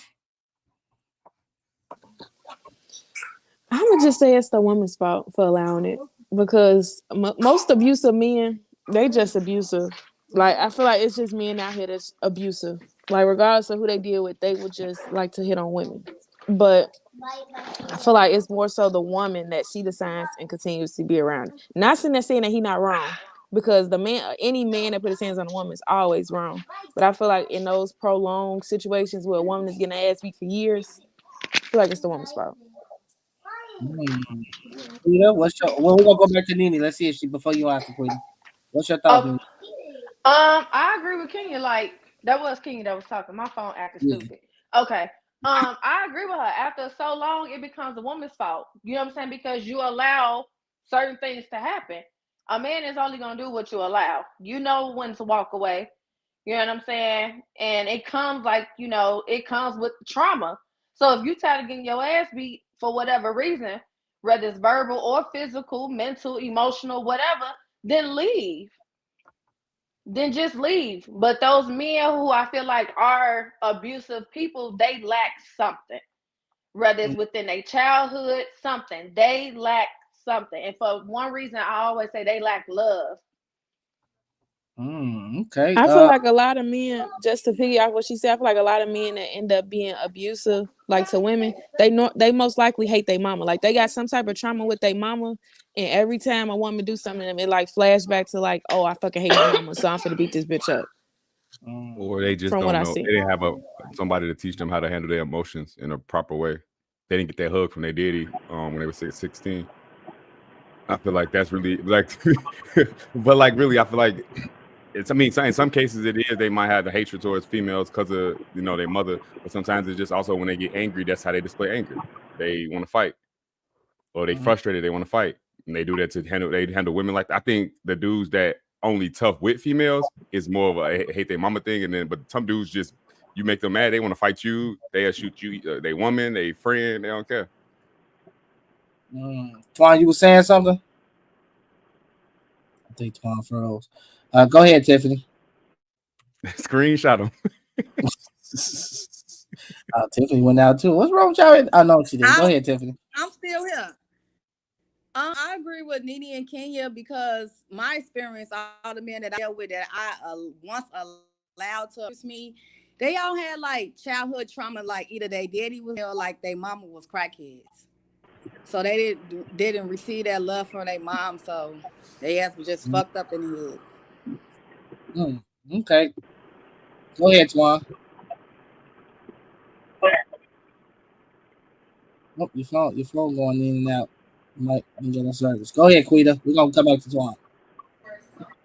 But Tiffany, I feel like it's that because a lot of people have trauma in their life and they don't beat on women. You feel what I'm saying? A lot of people go through shit and they go down that different route and they don't do that shit. I feel like it's more of a control thing. I feel like a motherfucker just want to control a person. You see what I'm saying? And then with the female, I feel like if you ain't got no attachments to that, if you ain't been with a motherfucker for a long ass time and you ain't got no attachments, I feel like it should be easy for you to walk the fuck away. Don't say you just can't walk away because, oh my God, I love him. Like, you know what I'm saying? But you can sit up there and walk away from a person you know for years and years away, and you could drop that friendship within a blink of an eye. But the nigga that you with, you can't drop him within a blink of an eye all because you love him. I feel like that's some bullshit. Let's sit on that real quick. Why is that? Why is it so? And it's not a woman, it's a man, it's both sides. But why are people Why is it so easy for someone to walk away from a 12-year, 15-year friendship? But when it comes to a dude, they can only be together for a year. And he or she's just like, I can't do it. I can't do it. What's the difference? But see, I was the type of one I gave my friends and my men chance after chances. I was never that friend that dropped that friendship and then be with my man for years and let him abuse me. Like, I give bitches chances too. So I was never that type. And you can't compete with dick. I just feel like at the end of the day, that person, he's hitting something that we ain't gonna never hit. And yeah, we could look at it like, damn, bitch, he be like, every time I see you got a black out, like, come on now, like, but that man hitting something to her. What Bobby Womack said, you think you're lonely now. Wait until tonight, girl. Tiffany talking about that rose. All right, hey, you know what's better than a rose? That dude.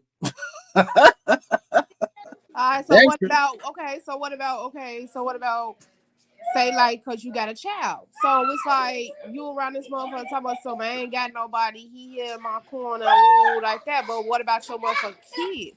How you can't drop him and then just say fuck it, it's me and my kids against the world? That's a good question. How can a man should dick be that good to where you choose a nigga over your child?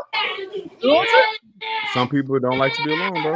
It's companionship and the comfortability of like not one again, like we were talking about earlier, like not wanting to keep looking for another man. That's why I'm not in this situation no more, because I had to think about my daughter. I was like, fuck all this shit. It's me and my baby against the world. But let me ask y'all this. Shouldn't it be that before y'all even start dating these niggas, go on a date with this nigga? Shouldn't it be before y'all invite this nigga in y'all personal space? Should your child be on the front of your lobe? Should that be the thought, the focal point before allowing any guy to enter into your space and vetting the guy enough to make sure that he don't enter into your space? Because a lot of women are not doing that either. Women are not vetting these guys. Women are not making sure these guys are stand-up dudes. You know, women have the man a lot, not all, but a lot of women got the mindset, I want what I want, and I don't give a fuck about my kids. I'm selfish. I've heard plenty of males and females say, fuck them kids. And what's the problem? Ain't that a problem? Nene? That's a big problem. That you is had the fucking kids hoodie on last week. You had the fucking kids hoodie on last week. But I love my kids. But I never, when I date, I always think about my kids first. Okay. Always, because it's too much going on in the world where it is my anxiety is triggered most times. You know, I got a little girl, you know what I'm saying? And this guy could come off as the most pleasant individual. Next thing you know, looking at your daughter sideways, like, what's up? You know what I'm saying? So I sit back and I observe a whole lot, and I ask all the right questions. Have you been molested as a child? Because hurt people will hurt people. That is true. So I ask all the right questions. You know what I'm saying? But that's the same thing when you lay down with somebody. You be laying down with a person, they carry some demons, okay? Not just an STD. They carrying some demons. But most people don't believe in that energy transformation shit. Well, Yo, don't start that shit again, bro. I feel like it doesn't matter how much you vet a person, they can say all the right questions, answer all the questions the correct way. Like they can be good at all of that and still later in life do some fucked up shit. So I feel like it's still like some of that also is just hard. I can't just 100% put it on the women and say they're not vetting men, because you can do all these things, ask all these questions, and then later he could still be a piece of shit, bro. I think it's a lack of self-love. Same with women too. Same with women. I mean, for men like dating women, you could look for all these things and ask these questions and do all these things, and then y'all together for 2 years, and then she become a different person, or start doing some things that she said she didn't do. So have any of y'all ever had is it ever hard for any of y'all to leave a relationship when y'all stayed in it? Hell no. Come on now, someone has. Come on, who has? Nobody. Yeah, nobody speak up. Like I ain't fucking with her because I don't like her laugh. It'd be the littlest shit for me. I ain't gonna lie to you. I'd be like that pussy good, but her laugh is annoying as fuck. So I can't really. Damn, you I'm hard. just saying, yeah. Like, I mean, we could kick it, we could have casual sex, but like having a relationship, I'm like, I cannot deal with that shit every day.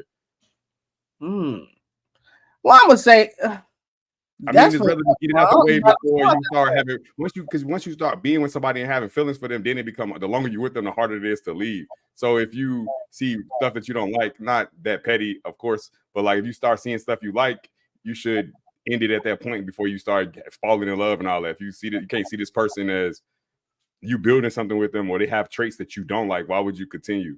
Like you can't change them. And I think that's the mistake a lot of times is thinking that I can change them. But what if people find it fun? I've heard people say abusive relationships are fun. It's fun. Yeah. It's exciting. That shit. That's crazy. I've had women tell me, I wish you would just beat me.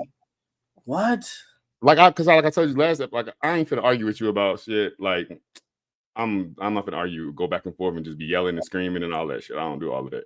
So like instead of you just walking away, you could just beat me. I get the point. You crazy. I'm not gonna fuck with you, yo. Yo, it's some toxic shit. Some toxic shit. So if someone come tell y'all, like let's say 16 different times that this guy, you need to leave this guy. Why not take heed to it? Why not just okay, you right? Why continue to go back with somebody that you know is abusing you mentally, emotionally, or physically? Why? I don't understand it, because I think that's some weak ass shit that How though? They can't say, what if somebody came to you and was like, you need to leave Kenya? I think she abusive to you. I don't like the way she talked to you. This. What if they say, yeah, you gonna be like, nigga, you mind your motherfucking business? Or what if they right though? They right. It don't matter if they right. Your perspective when you see it is like, no, bro. If you don't mind your business, like this, we don't know what we got going on. You only can see this part of it, so you gonna have a ton of reasons why you're not gonna do it. Well, if they coming around, if I'm coming around with a black eye, you talking about something, and every time you see me, Damon, you like, bro, let's go have some bro. We finna go out and have a drink, and every time you see me, I got a black eye. What you mean? Man, the fuck up, bro. Why you letting that girl beat your ass like that? That's what I'm gonna say. Damn, she stole you again, bro. You better start letting her whoop your ass, bro. You better grow some balls. I'm gonna talk shit to you, but I'm not gonna say, hey, you need to leave her. I don't think this is good for you. I'm not gonna say that because I don't know what else you got going on. All I can see is that one perspective, and I might not agree with that, but I don't know what the fuck else y'all got going on. What if you punching her too? What if you mush? Somebody in the comments said, then you ain't really friends then if you do that. You're not friends if you what? If you do what you just said, they said then you ain't really friends. If you tell them to lead them and you leave if you take your approach, they said then you ain't really friends then. But I mean, I suppose I can tell you what I think about it, but I'm never gonna suggest to you to leave or not leave unless it's some actual very cut and dry shit, like, you know, it's for you. Like I feel like the punch in the eye is kind of, you know, like I was just being funny, but like abuse, obviously, physical abuse, that's something that's very cut and dry. But like the other emotional abuse and all that stuff, I don't feel like you can really recommend to somebody. Or you can, but I don't feel like they wrong for not listening. Most people are not gonna listen. If you're telling them something about your kid, you can be like, I don't need your advice on my kid, even though you might be right. I think that's the problem, though, bro. I think that's the problem. The fact that people are not willing to listen. If you my friend, I'm seeing you every time I see you fucked up, whether it's emotionally, mentally, or physically. And so I'm encouraging. I'm saying, man, you need to get away. You need to get away, and you're not getting away. And I'm gonna ask this question: do you walk away as a friend? If you know that your friend is steady standing in this toxic ass relationship, friend, family, don't matter. They steady standing in this toxic ass relationship getting beat on, and they're allowing themselves to continue to go through this. Do you walk away from the situation as their friend? Do you say, you know what? I can't be your friend no more. I'm not going to sit here and allow that. I'm gone. If you can't walk away, fuck that. I'm out because I can't watch you do that. Do you walk away? I had a friend. She was getting her ass beat the fuck up. Like when I say beat the fuck up, she was getting like beat up. And at first it was the conversations like, you know what, you need to leave him. Like you better than this. But then it got to a point where it was like, okay, bitch, you must be a joy of this because ain't no way. Like you've been getting your ass beat for like 6 months now. You still ain't leave him. And it got to a point where I recognized that it's like when she's ready to leave, she will leave. And I think that ain't up to nobody else. I think that's something that we just got to accept. And when people in them situations, they not going to be ready to do shit and get their shit together until they leave. And a lot of times it happen in isolation. Because most abusive niggas, they isolate you. They get you away from your family. And I recognize that when I stop showing up and being like, whenever she calling, crying, and doing this, that, and the third, and you walk away and distance yourself, she was able to actually walk away and get herself out of that situation when she was ready in due time. And I think sometimes we get like, nah, you need to get out of it now. But it's like, they their own person. You gotta let them walk their own life.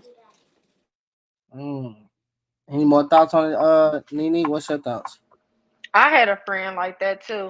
But every time she ended up in the hospital and or a blackout or missed school or was running away or ducking and dodging him, she turned around and got pregnant again. So for me, I wouldn't say I left the friendship, but I kind of stepped back and was, instead of being the person, you know, her passenger, always there with her, riding through the nonsense and, you know, watching her cry and, you know, listening to him beating on her or walking into her apartment of him bashing her head into a wall or whatever the case may be and trying to break it up. It got tiresome after a while because, like Kenya said, they're going to deal with what they want to deal with and they're going to leave it when they're ready. So it didn't matter for the safety of the kids or nothing like that for him. It didn't matter. So if it didn't matter to him and you still allowing this, I mean, there's nothing friends or family could really do for her except for just, I mean, for me, it was just a real messy situation. It just kind of reminded me. Y'all remember that song Eve, Love is Blind? Yeah. I felt like that was her situation. Like, it's been times like he pulled a gun out and some more stuff. And I was just like. So let me ask y'all this. Should the family member go over there and whoop his ass? Should he go? Why not? No. If it's not your sister, man, yeah. Let's say it's your sister. Let's say it's your sister. Should the brothers go over there and whoop his ass? Should he go over there and beat the fuck out of him? The first time. So the first time he should get his ass whooped. Yeah, the first time. If she go back to him, then no. After that, yo, mom, I gotta wipe my hands. Like, what? I'm gonna go over there and fight with this nigga. He gonna kill me. He don't give a fuck about you. He fucking you. He not gonna give no fuck about me. So the nigga kill me, and you gonna go back with the nigga. You gonna be with the nigga. What if he's a real bitch? What if he's a real pussy? What if he? Like I said, the first time, like, yeah, go over there, we whoop him. Hey, bro, don't put your hands on my motherfucking sister who out the bin. But if she go and then she go back to, but if she go back to that shit, like, then you can't do nothing. I can't make her not be with him. So if she gonna continue to be with him, or you know what he gonna do, you know what he did, he could do that again. I'm not gonna continue to come over here and save you every time you get in the fight with him. But why not? Why not? If he said I'm gonna continue to put his hands on your sister, why not say, okay, you want to whoop my sister ass, so every time you whoop my sister ass, we're gonna beat your ass. Because I'm not their fucking regulator. Like, she keep going back to him. What are you saying? If she keep going back to this nigga, what can I do? She like it apparently. Everybody can't play Superman to everybody's situation. You are not Superman. If the person don't want to be saved, don't try to save them. Like I said, and I hate to put it that way. Like, yeah, if you the first time, like I said, you know, but it's also gonna be the conversation with my sister. You ain't finna keep fucking with this nigga if you want us to go over here. Because the goal is to just to punish him because you can't physically beat him up, but you want to stay with him. No, I'm not finna do that. Now I'm in your relationship. I'm the mediator. I put my brother in that same situation, and that wasn't right. Why do you say that though? Go ahead, elaborate for us. Why do you say it wasn't right? Okay, so me and my ex, we got into it. He whooped my ass and he had my phone. So my brother, he was like, I'm tired of this nigga. And my brother don't get in my business. And y'all know, have you seen my brother? My brother's short and strong as hell. So my brother, he was like, we finna go get your phone. So, you know, after we got the phone and shit, my brother's like, don't go your ass back over there because I'm tired of this nigga. And what I do? Go back over there the next fucking day. So my brother's like, I'm done with your shit. Damn, so he walked away. I eventually left his ass, you know. So I want nobody to put their brothers or uncles in that situation, because if you're gonna go back, then stop calling them because you know this nigga gonna beat your ass and you know he's a piece of shit. So stop getting your family involved, trying to be Superman and say, oh yeah, you want to whoop my ass? I got brothers and uncles. Like, no, just leave that situation alone and find your peace. And don't nobody gotta be into it, because after that it's gonna be guns involved. And then his family gonna get involved. We gotta go get more niggas. It's gonna be a hot mess. But what about you? What? Okay, somebody die, you gonna be crying. But what about your daughter? As an uncle, as your brother, and he's the uncle of your daughter, right? Is that not the mentality where he's constantly thinking about her? And he's like, "Fuck this shit. I'm gonna keep going over here and do the man, not the uncle or the brothers, not think about the little girl, the kids?" I feel like in that situation, then that's when they pull your ass in the other room and check you about yourself. Yeah, but if it's about the safety of the kids, you take the kids out that situation. If they allow you to, if they don't, then not sad to say, that's something that they're gonna have to figure out. Right. Because I mean, at the end of the day, if he whipping her ass, more than likely he gonna think he could whoop your ass. And then if you actually beat his ass, that ain't gonna do shit but make him more mad. He gonna whoop her ass all over again, or probably escalate and actually really hurt this woman or really hurt one of y'all. So the only thing that a woman can do when being abused is walk away when she's ready. That's it. So the first time, not the only thing. Yeah, a woman, a man, anybody. If you're in an abusive relationship, what else you gonna do? Stay there and try to abuse back? Like, what can you really do? Like, if you're in an abusive relationship, you don't like it, you leave. If you're a man or a woman. But is it that easy? Y'all just said, we just talked about it. It's not easy to leave somebody. It's not easy For some people, especially if you're married to that person. A lot of women say, I don't want to leave my husband. Let me ask you this. I feel like it's easy if you doing everything. If you got the house, you providing the house, you providing the car, you providing everything for yourself. What the fuck do you need with abusive ass nigga for? Like, just get everything you got. You're not attached to him. So why not leave? That's a good question. If you ain't got no kids, you taking care of him, he living off you, whooping your ass, what makes it hard for you to leave? Because you're providing everything. And with my situation, it was hard for me to leave because I was living with him and I was splitting half of the bills with him. And I didn't want to go. I'm telling the truth. I didn't want to go back to my mama's house. But once I found this career that I'm in now, bye-bye, bitch. I'm out. I don't got I'm in my own shit again now. Let me ask you this, Tiffany. Forgive me for prowling a little bit more, but let me ask you this. How did you go to, because I always ask this question, how did you go to sleep after the situation that happened with you and you and do, like after he put his hands on you? How were you able to go to bed and still wake up and look at that man in the face and even have a conversation with him, say anything to him, knowing that he had put his hands on you? How was that? How were you capable of doing that? I've always wanted to know, like, with women like doing that. I was very depressed. I woke up depressed. I was depressed every day. I was sad. I was mad at myself. I was very angry at myself. So it was just a moment of silence, like waking up every day. Then sometimes we'll wake up like ain't shit happened, but deep down inside in my thoughts, I'm depressed. And I got to get out of this before I end up going fucking crazy, killing this nigga while he sleep. Then I'm going to jail, my baby get took. So I had to get myself out that situation. So going to sleep with him at night, waking up, that was very depressing. Damn, see, I never heard a woman talk about it like that, because I always ask how when a man hit a woman, because for me personally, I always say, if I was to put my hands on a woman, I would probably pack my shit up and leave that same night, because I don't see how I can lay next to you knowing like I closed your eye. Like your whole eye is closed, and I get in the bed to try to hold you, or even if we wake up and I'll be like, yeah, I love you.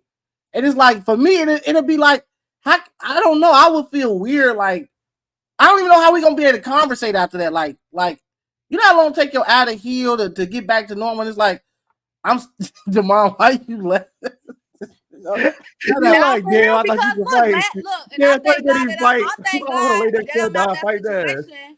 I thank God I'm out that situation because last year around this time, my fucking eye was closed. I couldn't even go to work. My shit was And closed. Tiffany, I'm not laughing at your situation. I'm laughing at what Maul said about how if he beat a woman, how he could go to sleep next to her. I can't because it's like I don't They know, be man. feel like they got the power. They be like, yeah, bitch, I just beat your ass and you still here. I'm some weird. There's no crazy remorse. shit. There's I no. feel like you said. I would feel weird. Like Shorty didn't got no hands either. She was talking all that shit. I want to lay next to her. That's what I'm saying. Like, that's what I'm saying. Like, I gotta go. She's Like, talking like she had hands. Then it be weird. You turn around and get to talking to them with that closed ass eye. They don't want to laugh, but then they laughing and shit. For real, we got kids. Our kids go have your jeans and shit get beat up and shit. That's cool. Gotta have your glasses on all day and shit. he has no remorse after that. He doesn't come back and say I'm sorry. He doesn't come back and say it will never happen again. Like there's no remorse at all. No, it wasn't. He don't apologize. He unapologetic. So it's just like he feel like he'll have an excuse to why he did the shit. He's justify his own bullshit. So it's like, I did that because you said this. Not no, I'm sorry. But what can he be sorry for? He already punched me in my fucking face. What you gonna apologize for? Did you get an apology the first time though? Yeah, I did. Then after that was on me. After that, I can say that was on me. That's crazy. I think that's the pattern though with a lot of abusive men. I feel like that first time you get that apology, and then once you stay, it's like free game. Like they really just be like, you gonna stay anyway, so I'm just gonna do what I do, and that's crazy. Let me ask you this, Nene. You had mentioned 2 episodes back because you're the of course you're different from Tiffany.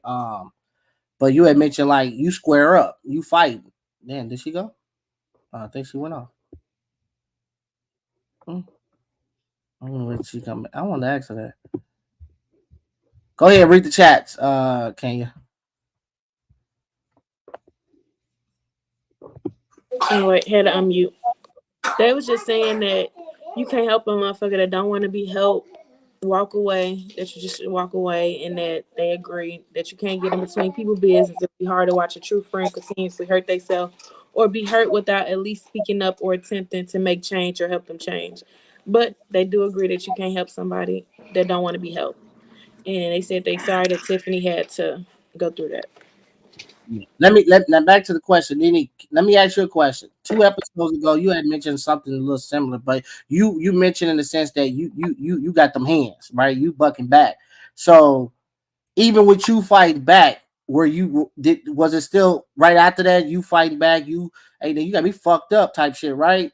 Was it still like we got back cool after that? Even though because you was like, nigga, I'm fighting, like fuck that. We throwing these hands. I think for me it's more of a childhood trauma situation for me about why I fight back. Mm-hmm. I mean, I watched my mother get her ass beat by my daddy for years.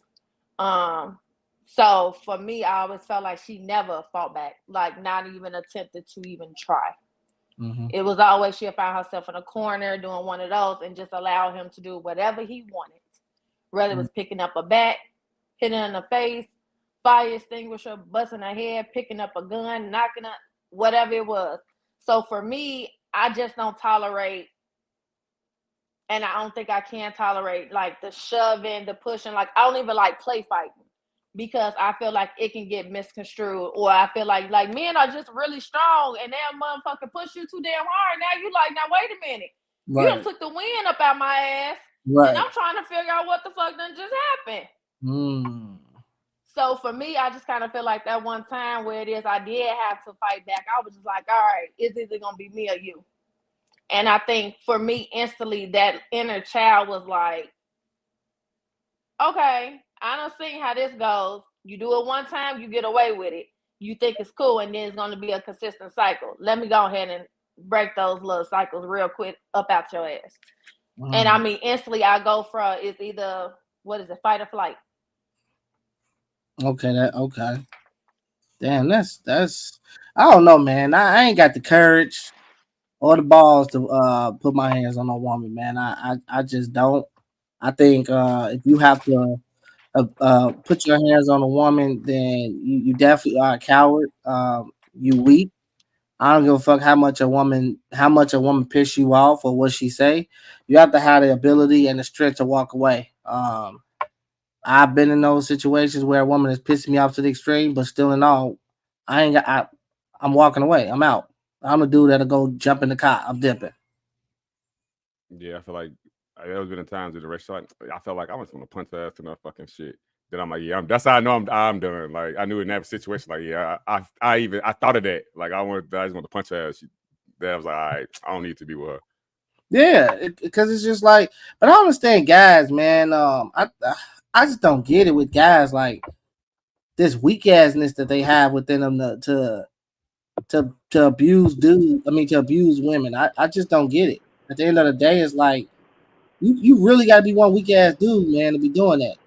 Twan, what's your thoughts? I know you was in and out. Yeah, can y'all hear me? Yeah, we can hear you. Yeah. Okay. Man, I was talking like a mug. Y'all want it, but anyway, look, from what you had some good ass points, Susan.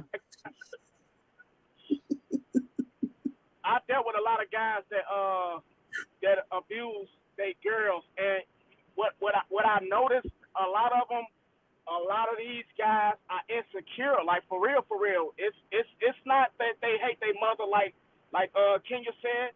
The reality of it is they hate themselves, and beating up on a woman empowers them for some reason. I can't explain this shit, bro. They get power from the submission of the woman when they abuse some fucking woman, bro. And it empowers them. And you want to know something, bro? Let me go ahead and speak on this shit. It's accepted in our man culture, bro. While we sitting up here, we definitely disagree with beating up on women, but we kind of accept this culture that we putting a woman in place. It's all related to that bullshit, bro. You know what I'm saying? So you said this is just naturally part of a man's culture to. Hell no. I ain't saying it's naturally part of a man's culture. What I'm saying is the insecure men who do abuse women, because bro, men who love themselves will not beat up on a woman. If you love yourself, you 9 times out of 10, you're not gonna abuse nobody. Yeah. Men who beat up on women is men who don't love themselves. So now I ain't saying, this no natural thing. I'm just saying like the men who do this shit, they thrive on the power that these women giving them by submitting to these abusive relationships. They thrive on this shit, bro. That's crazy. And that goes back to when I was saying he didn't apologize because he felt like he had the fucking power. He don't gotta apologize. He got power now. So was you leaving, taking your power back? Hell yeah, I took my power back. We ain't together now. I ain't getting bruised now. I ain't black. I don't feel sad. I'm not depressed. So if he came, you seen him tomorrow, and he came apologizing, and he want to be back with you. I don't want to hear that shit. I don't want to hear that shit. I've been healing. I got my peace back. I don't want to hear it. You can keep all that shit to yourself, because I don't want you to think that I'm gonna let you back in my space. Because he know how I am. Once you get to apologize, me being me, I'm going to feel sorry for your ass. Get to having the conversation. No. Keep your ass over there, and I'm going to stay over here. King, have you ever felt sorry for an abusive man? Not while in it, but afterwards, you feel sorry for them just because they just a fucked up individual, from my experience. But I've been in 2 abusive relationships, and I know Tiffany know this one. He was just a crazy ass person. Like, that man got a lot of trauma, and that man need a lot of help. And he one of the ones that hate his mama. Like, the man totaled 2 of my cars and fractured ribs, and it was just like, he think that you could give somebody some money and come back around and be like, oh, here's the money, like this is gonna fix it. And then once they don't get the response, he acting out like a toddler. Like, that's just who he was. He was he's a crazy ass person, but he the same person that could vividly say, remember the shit that his mama went through, that he saw his daddy do to his mama, and he really low-key mad at his mama that she stuck around and allowed his daddy to drag her down the street in a car and break her nose and all this other stuff. So it was a learned behavior where he just felt as if like, shit, my mama could do it, I'ma do it. Shit, he was beating on his mama, get drunk and whoop on his mama and sisters, on any and every motherfucking body. So it was like a crazy experience, and it took to the point where it was like, yeah, Only this ain't gonna females though. change. Huh? Only the females, not Only dudes? the females. When it was a dude, that man was I ain't Rational, on had good conversation, able to talk his way down. Yeah, it's like, nah, I ain't finna do that. But it was only with women. Yeah, I don't like niggas like that. I'm trying to tell you, bro. It's like that are straight pussy. They scared of niggas. That's what For it is. sure. They Definitely. afraid of a female because a female can't do them like a nigga do. So they straight pussy. They can't try that shit with a whole nigga. They ass are locked down with they motherfucking tail in between their ass. that's why. That's why. That's true as hell though. They be bitches, bro. Really. They really do, but and the type of dude I am, man, I don't claim to be a tough dude, but I really would beat a motherfucker up putting his hands on a woman. Cause when some shit like that, you see your mama go through some shit like you don't want to with the next female like that. You would be like, hell nah, why my mama do that?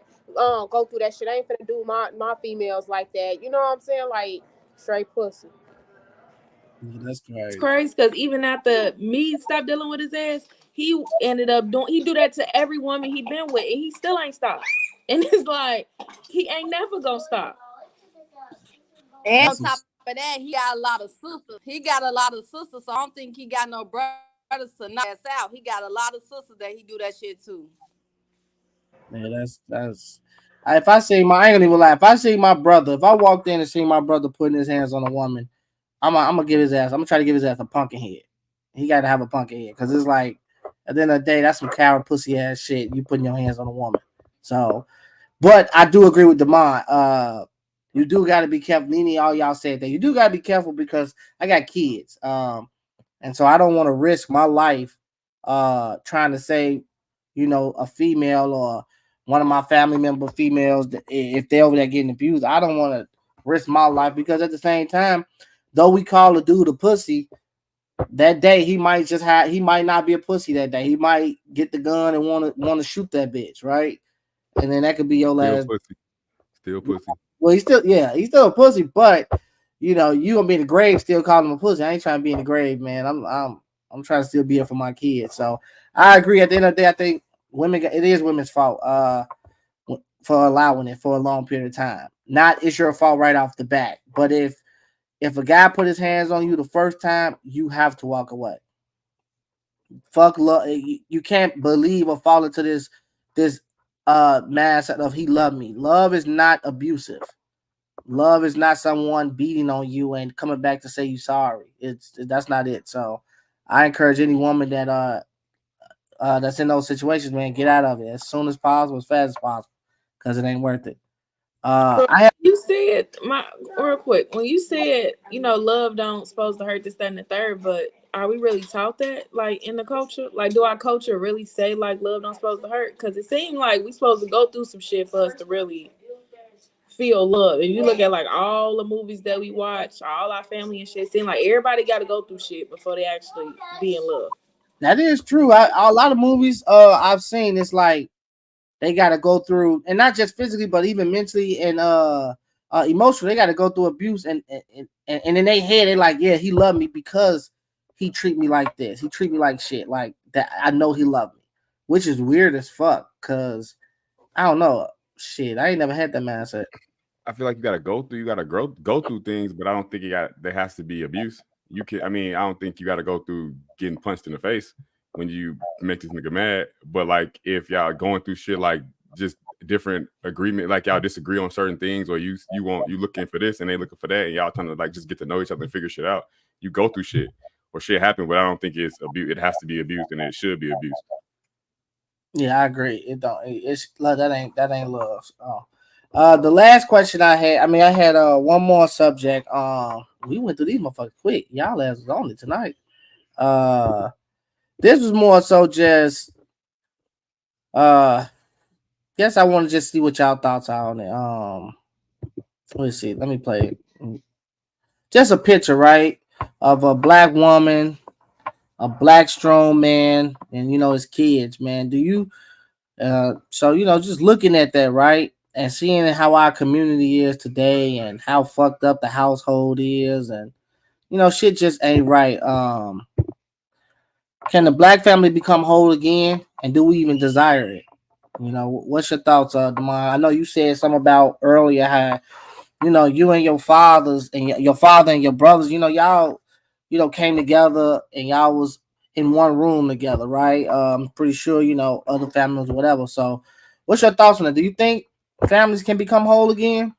Can fathers and the mother and the children become one? I think in some families that's already the case. I mean, and like in a general standpoint, like in the black community, that families are broken, but there are still. I feel like we do come on here and we only talk about like the negative, like aspect of black people, but there are a lot of black families that are together. That people have been raised, their mama and their daddy and their siblings. They have issues and they don't get along all the time. But I think that there are black families that's together. I think that we can make that a majority and a normal thing. I think we can do that. And do we desire it? Some people do. They want it, but do they? I think everybody wants that, like a close family but do we know how to have that? And sometimes you're just a victim of circumstance, and that's not the case anymore because of decisions other people made. But I think, we can and we do desire that. What about you, Nini? What's your thoughts? Do you feel like the black family can be whole again? And do we desire it? Do the black community desire to have it? I think we desire it, and I think it can become whole again, but it's just going to take that one person to stand up and stand firm on what it is they believe. A lot of people and a lot of black people, we believe in tradition, but as we all get older, our grandparents are, of course, unfortunately, they passing away, but nobody within our generation has stepped up and said, you know what, let me go ahead and buy a house. Let's have Sunday dinners or Christmas or Thanksgivings here, this, that, and the fourth. Nobody's stepping in, but then we all missing out on like family reunions and this, that, and the fourth from what it was when we were kids because nobody decided to step in. And I think that's something that we all desire. Like, it's nothing like having family around. You know what I'm saying? Those become your first best friends and everything else. You know what I'm saying? Like, a lot of people grew up with their cousins to be like, my first best friend was my cousin. Or, most people look at their cousins as siblings. You know what I'm saying? So it's kind of like we desire it, but somebody has to step up and be like, you know what, we missing something. What is we missing? Like, what's the generational situation that's going on? And I think for us and our generation, we always relied on our grandparents. Like, I can't even lie. Like, my God, if I lost my grandma, I'm like, fuck Sunday dinner. But that's me. Right. I don't want to see the rest of y'all, but it's going to have to take somebody else to be like, you know what? Nini don't even be like that because this is what Granny wanted. But I can only speak for myself. If something happened to my grandma, oh no, I don't want to see none of y'all. Okay, I'm gonna piggyback off that in a sec. Go ahead, Demond. I think that goes back to what Nini was just saying. I think goes back to what Twan said a few episodes ago when he was saying like he tolerate some of his family members, but even though he know they be on bullshit and stuff, he still tolerate them because he wants them to be able to reach out to him. I think that's what it takes is being able to tolerate your family members so we all can just get together and have holidays together or have things together. They got to be that one person like, you know what? I know you're a thief. Don't be on that bullshit today. We finna have a good family thing. I'm gonna give you, just be able to manage everybody and even the relationships. I think that's what Tom was getting at that a few episodes ago. What about you, Quita? What you think? You think black families can become whole again? And do we desire it? Yeah, we do, and I think black families can come whole. I think us black people in this community, and we need that, and we lack that a lot. Like Nini said, like when someone passed and then motherfuckers just give up and just say fuck this shit, knowing that we have kids. We grew up with our family, and then when it come down to our kids generation, we say fuck them, and then they don't know nobody, and we like that a lot. We do, and I feel like we need more of that. I could agree. Go ahead, Kenya. What's your thoughts? And then I'm gonna go to Tiff. I'm gonna read the comments first. They just say, I come from a dynamic family for sure, and that's the normal for me. And so I guess they just piggybacking off the fact that that everybody is not coming from a broken home, which is I could agree with that. Every black family not broken, but as far as for me, I feel like I don't necessarily feel the need to have extended family as much. I feel like as a whole, as the community, we need a lot of healing, and everybody got a lot of growing to do. And I'm okay that my growth and my healing is not going to be at the same term or the same way as other people. And I'm not going to allow other people foolishness to come and mess up my growth. And, like we ain't aligned, family or not. And I'm just going to be that person. And I'm just not dealing with and accepting toxic behavior no more. Because I feel like at the end of the day, a lot of times in the black family, we just okay a lot of bad behavior. And I'm just not gonna do that no more. And I feel like that's something that I'm gonna start with my own family, and we just gonna go from there. And whoever want to be a part of it, they can. But other motherfuckers that's just not on the line and they on that other stuff on that same old bullshit, I'm just not tolerating. So let me ask y'all this, right? Because me and Kim was talking about the movie Soul Food. The movie. Do y'all feel like, even because we mentioned grandma's keeping the family together, do y'all feel like she was wrong for that? Because in that movie, what you look at, even in comparison to what you look at today, it was toxic as fuck. So do y'all feel like even with grandmas back then holding the family together, should she have done that? Should our grandmas have bring the family together, knowing this shit toxic as fuck, knowing that we don't like it, motherfuckers don't like each other? Or was she right for doing it, regardless of the toxicity, regardless of all the drama that hell? Even if it's drama at this dinner table, so what? We all in the room together. What's your thought? Yeah, I feel like she was. I feel like that was good because at the end of the day, they all came together after she passed away as one. They all came together as one at the end of the day. Come back to me later, please. I'll come back later. What's your thought? What's your thing, Damar? I don't think she was wrong. I think the problem a lot of times is the lack of accountability. Like when something happened, people just act like it didn't happen and we just gonna get together and not talk about it. I think that's where a lot of people get to the point where like, I'm not gonna just deal with it. It's gonna be the same thing. It ain't gonna change. But I feel like her getting them together was good. I think the fact that they didn't really resolve their issues together, even though they had issues together, that's the part that was bad, which made it toxic. Yeah, I'm gonna say she did right by keeping them together, but she went wrong by not holding them accountable. Like she just saw the bullshit and she was just like, well, we still here together, instead of addressing the problems and really checking people. And I think that's the problem. People in family, they act like just because they family they could do certain shit. And everybody be like, oh, well, that's just them. Like, no, if it's bad, that what they doing is affecting people. We all need to hold them accountable so they could change their behavior. But in a family, it's like, nah, that's just them. Like that, so many families, you got that one auntie, that one person, but they be like, oh no, that's just them, and that's the problem. Nene, do you feel that way? What is your thoughts? Do you feel like you should just cut off, with the grandma situation thing? No, I think I agree with all of them. I agree about she did well, but keeping the families together, because like I said, ain't nothing but having family around, but that accountability is a motherfucker. And a lot of people ain't ready to be adults to accept that accountability or being told, hey, you wrong. Let's check yourself before you walk through my threshold. Let's sit down at this table. Let's talk about it. You know what I'm saying? I think that's one of the major things we lack in Black families. We sweep a lot of shit under the rug.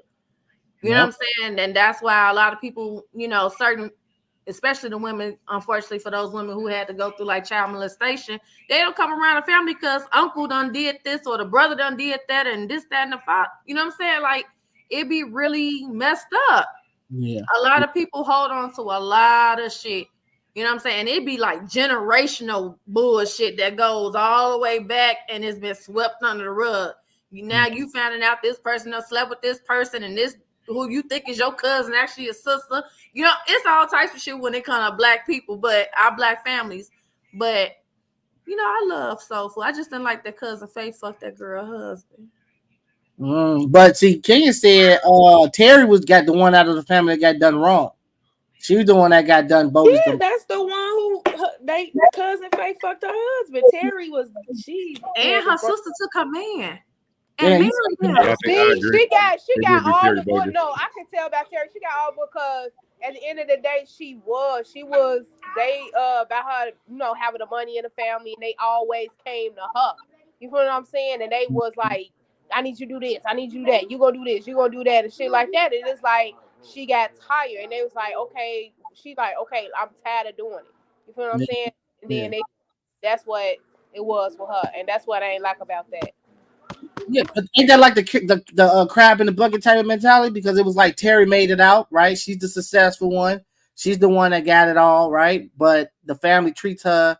They want to keep pulling her ass back in. Like, nah, you gonna come back down here with us, despite how we treat you. We don't give a fuck. We treat you bad. You still belong down here, and yeah, you gonna deal with it. Is that not that crab in the bucket mentality, or what y'all think? No, kinda. Well, I agree with the whole accountability thing too, because I know me and King, we went over a family member house today, and it just felt weird in a sense where it was like the person just reacted like nothing had happened, like was just sitting in the room laughing, talking as if nothing happened, and it was just like, God damn, like there is no type of accountability, no type of I'm sorry, you know, I didn't mean to do this. It just was like, nah, y'all here, so let's just act like nothing ever happened. So I agree, like the accountability in the black family, we gotta get better at this shit, because we really sweep a lot of shit under the rug, and we be acting like we just be like whatever to that shit, and then we expect the people to come back around, like, yeah, like bring your ass back around and forget about what I did to you, forget what I said to you, just come back around. So I think the accountability thing definitely got to be better. And Nene getting jacked up over there. I was gonna say it looked like she pulling the lean up. I was like, no, my baby got a cough. Baby, COVID is still real. I don't care what none of y'all talking about. Y'all still wear masks? Everybody wear masks? You supposed to? I don't. The CDC supposed to came back out that you got to start back wearing masks. No, I ain't wearing no mask in a minute. Oh, okay. Yeah, I'm a truck driver. I be on the truck by myself, so I don't be around nobody. You have kids. You have a wife. They ain't be around people, not me. Why I gotta wear the mask? Matter.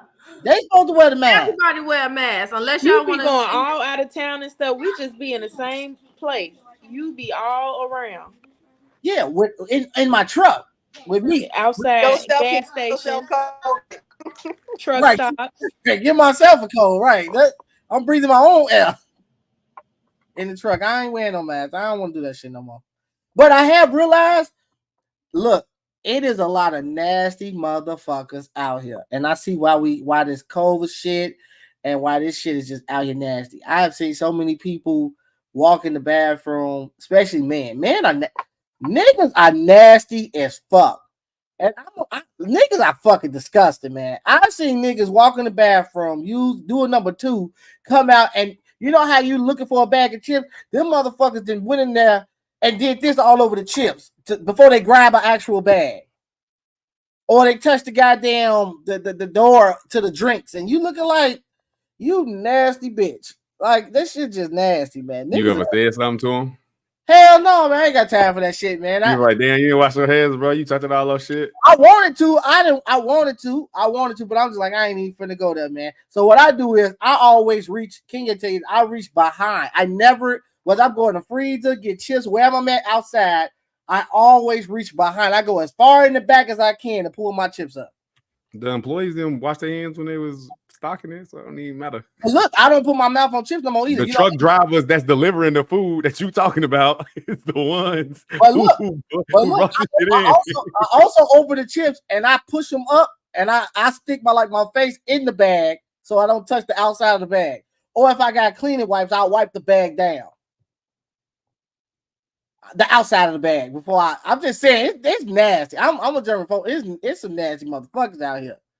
And I don't like the shit. That's why it's some sick people out here when it comes to that. There they go. What about if they come in the bathroom and they wash their hands, then they use the bathroom, then they leave? That's me. And it's like, but you don't wash your hands again? No, I wash them again. I said I washed them before. Nah, they he don't said wash use them. They bathroom don't and wash leave. Yeah, they wash their hands, lose the bathroom, leave. They don't wash them the second Yeah, they time. do that. Yeah, I see people do that. But I'm talking about I like He said, the part. yeah, that's me. That's me. No, I'm saying I go in, I wash my hands, I use the bathroom, and then I wash my hands again. I remember doing that with my trainer, and my trainer was like, "Wait a minute." He was like 50-some years old when I first got into the truck industry. He was like, "What? Why the fuck every time you go in the bathroom you wash your hands?" I said, "Nigga, what you mean? My private part is important to me. What the fuck is you talking about? You know how much germs I touch with my hand? I'm gonna wash my hands before I do anything." And so then it made him start doing it. At 50 years old, he started going to the bathroom, washing his hands. And I feel like everybody should do that shit. Like women or males, wash your damn hands when you walk in that bathroom. Before you, but you putting germs back on your hands when you close the stall door. No, I don't. I close stall door with my coat or tissue. So now you walk around with dirty coat? Yeah, I might have a look. Or tissue. You supposed to take the tissue, close the stall door, throw the tissue in the toilet, and then use the bathroom. Plus, I don't sit on the toilet. I squat. I don't do none of that. I once I wash my hands, I get the paper towel and I turn the sink off with the paper towel and open the door with the paper towel. Then I throw the paper towel in the garbage. You say you do what? So I wash my hands when I'm done, and I don't cut the sink off. I get a paper towel, dry my hands, and then I turn the sink off with the paper towel, and then I open the door with the paper towel. If it's not like this one I can push with my foot, and then I throw the paper towel away. Yeah, that's I ain't gonna care. I don't come in there unless my hands is actually like physically like I was eating some chips or food or something like that. But like every time I walk in the bathroom, I don't wash my hands. I ain't gonna lie. I wash my hands every time I walk in the bathroom, especially as a truck driver, because I be you just holding the steering wheel. Nah, but when you get out, I get like whenever I go to you gotta get gas. You just never know, right? So it's just like it became a habit. So every time I walk in the bathroom, first thing I do is wash my hands when I'm outside. When I'm at home, of course, it's different, but it's just it's a lot of germy shit out here. Well, that's all I got, folks. Y'all ran. Question though, did y'all see? We was talking about Charleston White last week about him getting jumped. Did y'all see his interview about after he got jumped and what he said? No, I seen a few of them, but which one you talking about? He did. I think it was Say Cheese. And Real Street Stars. Yeah. He pretty much did the same thing in both of them, but he didn't really get jumped. He just some niggas was talking crazy. He hit him with with the pot. He said basically they was some goofy ass dudes. They was soft as hell, dressing alike, and they came in there. I just never understand how a man can how you can get emotionally by somebody's words. How you get so emotional about somebody's words. I don't understand that. I think that's stupid, man. I think at the end of the day, should nobody be able to move you emotionally with words? Like I mean, I feel like a stranger or like it's a comedy show. He a comedian. You know what I'm saying? Like, why you getting mad about what this nigga saying? Like he making jokes, clearly. Yeah, but everybody hates y'all. We in the black community, man. We hate people just because if a motherfucker speak the truth in the black community, we hate them. We hate them. We just be like, nigga, shut the fuck up. We hate you. And he could be telling the truth or she could be telling the truth, but because we don't want to hear the truth, we just gonna throw all type of hate at them. So I think go ahead. My bad. I thought you was finna go off mute or something. Go ahead, Demar. The other thing he said though, he talking about Deion Sanders. He said he changed his mind. He said he gonna sell out. He said Deion Sanders did the right thing. He said when you go to those white shows, you ain't gotta worry about nobody. No, you got security. You ain't gotta worry about nobody trying to fight you. None of that. He said you going to the black shows, niggas want to try to fight you. They ain't got the security, all of that. Or you gotta have security. Like he said, it wasn't the venue fault because they didn't have security because of the type of event it was, and they been doing this for years and they never had an issue. But he should have brought security, and the fact that he should have had to bring security is why he said he gonna start doing more. He gonna sell out like Deion and start messing with the white people more. I agree. I go ahead and sell out. Let me ask y'all this though, because I've been watching a lot of fights, black people fighting on all these social medias. Do y'all think that if a black person, if you finna fight somebody, and you might pop his ass or pop her, if she don't swing back, if she don't do anything, should you continue to try to fight that person, or should you just be like, you ain't no shit, I'm out? So after one hit, I'll be out because she's scared. After one hit. Yeah, if like, okay, say you pop a dude, Demar, he talking shit, you pop him. He don't do shit though. He don't swing back. He don't do none of that. Do you continue to hit him or do you walk away? It depends on what the nigga was saying before I hit him. It depends. Why did I get to the point that I want to hit him? So it depends on that. If it was, it was just so soft ass up type shit, then it's just whatever. But if the nigga was, I'm gonna do this, I'm gonna do X, Y, Z, then you hit him one time and he's like, no, I was just playing. You like, here go a little 3-piece. Go somewhere. Nah, see, I think you should walk away. What you think, Nene? I think you should walk away. No, I agree with him. It depends. What? Y'all is crazy. What if they was like, fuck your kids, nigga, fuck your mama? That's what I'm saying. People be saying I'm finna fuck you up. Oh, okay. It don't matter. Listen, if I jump at you or swing at you and you show me you scared, why am I going over there and beat you? Okay, so that person might act like they scared, turn around, now that they gonna pop your ass upside your head with a gun or something. Now they ain't scared no more. They may use their fists, but you don't turn your back in that situation. What I'm saying is, though, minus the guns. Minus the guns. Some people do not know how to use their fists to fight. So some people would pick up literally anything around them, chairs, a bottle, anything to fight. You never felt bad for beating somebody ass who you knew didn't want to really fight you? When is that ever a situation though? If I'm at the point that we finna fight, if I'm at the point we finna fight, like I'm not finna be like, all right, let me just hit them this once. I'm not finna just swing one time, like. No, get out of here. I'm not gonna do that. I'm already like I got a combo for you. So you gotta get a 3 at least. No, you gotta get a 3-piece before. So are you asking to pinch somebody and then be like, okay, that hurt? All right, we gotta fight.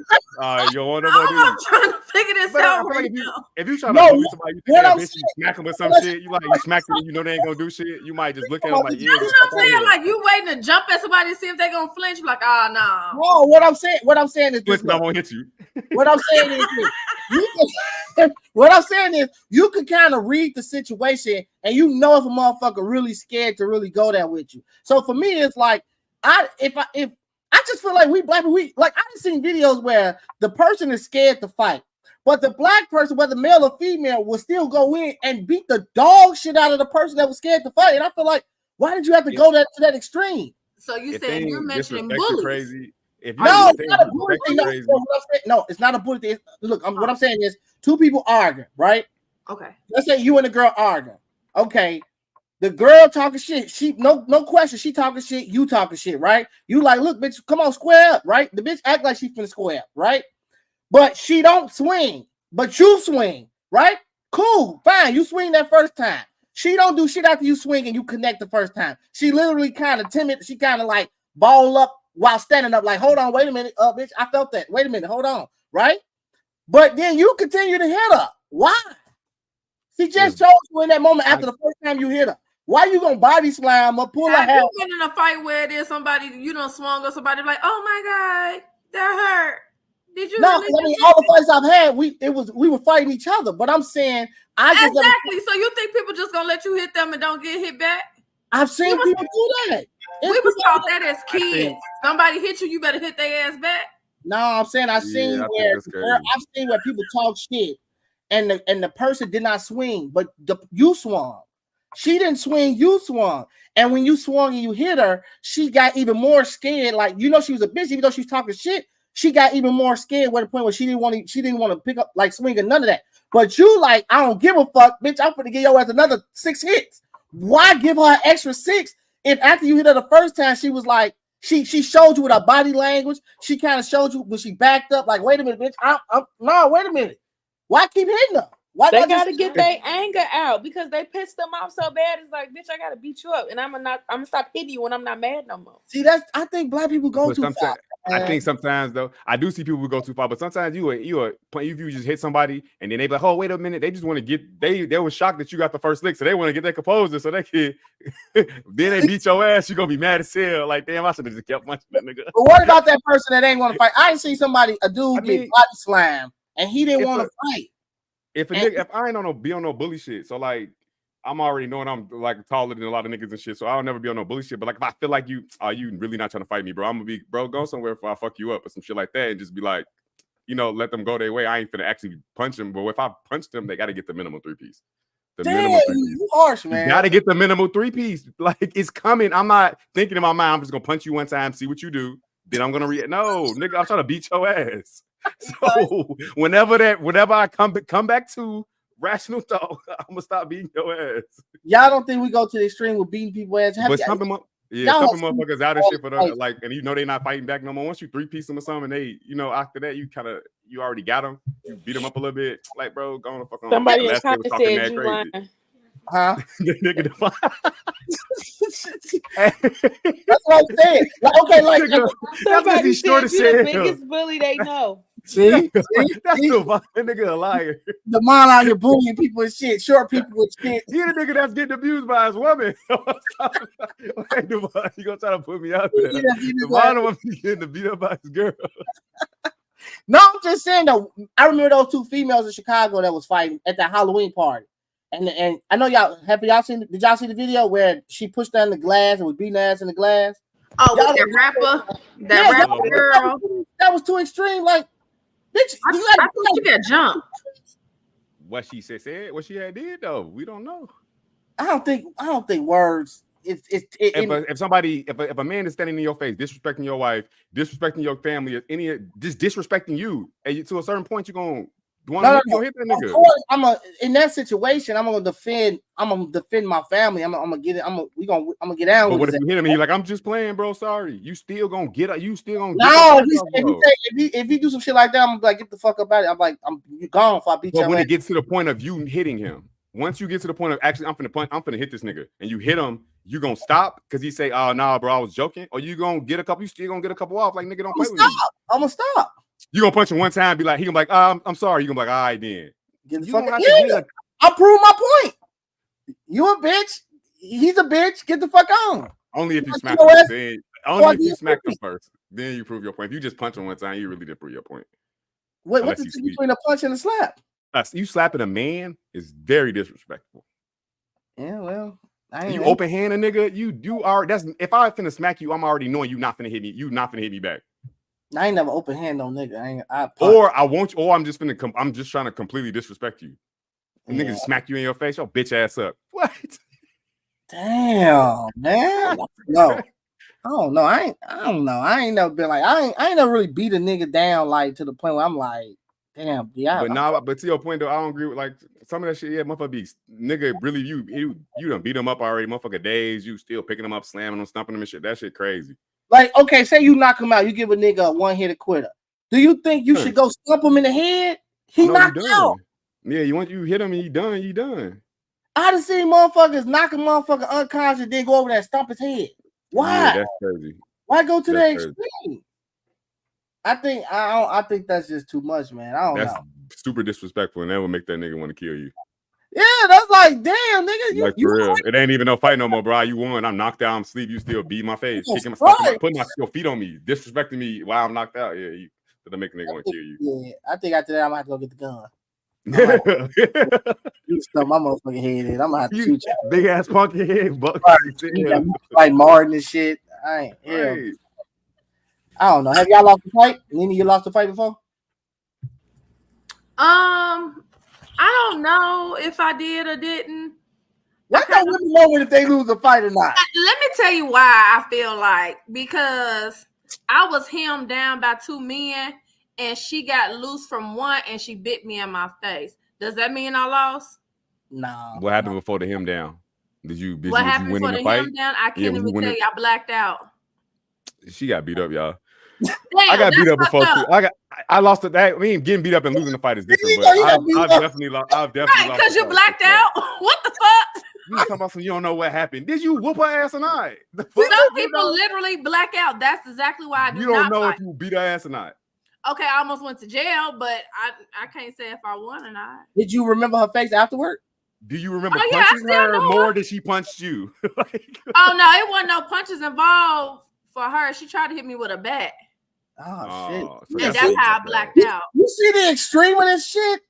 Look, don't come with me with no goddamn bat. I'm about to run you over. That's I'm talking about her. I'm talking about over.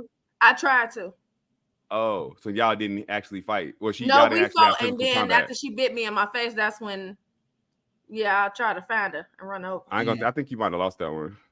Damn, that's crazy. But it's different between losing a fight and getting beat up, though. So, you lost a fight?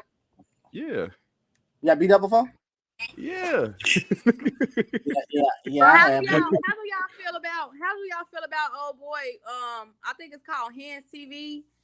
He get people that's into it with each other, and they come and fight in the ring. Yeah, I seen this with the two midgets and shit fighting. That's good. How y'all feel about that? Y'all feel like he doing a good thing by bringing enemies together to fight it out? Yeah, because you could go in. Yeah, because you. I mean, if it's over after the fight, if we coming together, we agree, like we're gonna whoever win and shit over with. Yeah. I think he's gonna turn it to a show, but I think it's on Instagram. Yeah, I'd rather you fight it out too. Yeah. But we I'm a 90s baby. I come from an era where you throw them hands. And I don't come from the era where you shoot. I'm not a shooter, okay? I'm a fighter. I will fight you with my fist. I don't want to shoot you.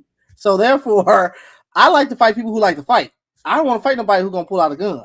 That's just not that's not the way I roll. If you pull out a gun, you got this, dog. You win. I don't want to fight you. So I'm good on that. That's also why sometimes motherfuckers go too crazy because they like, if I hit you, I'm about to fuck you up so that you not gonna get up and just pull no gun out. Oh yeah, like you're gonna be knocked the fuck out and you're gonna be asleep and I can get the fuck away.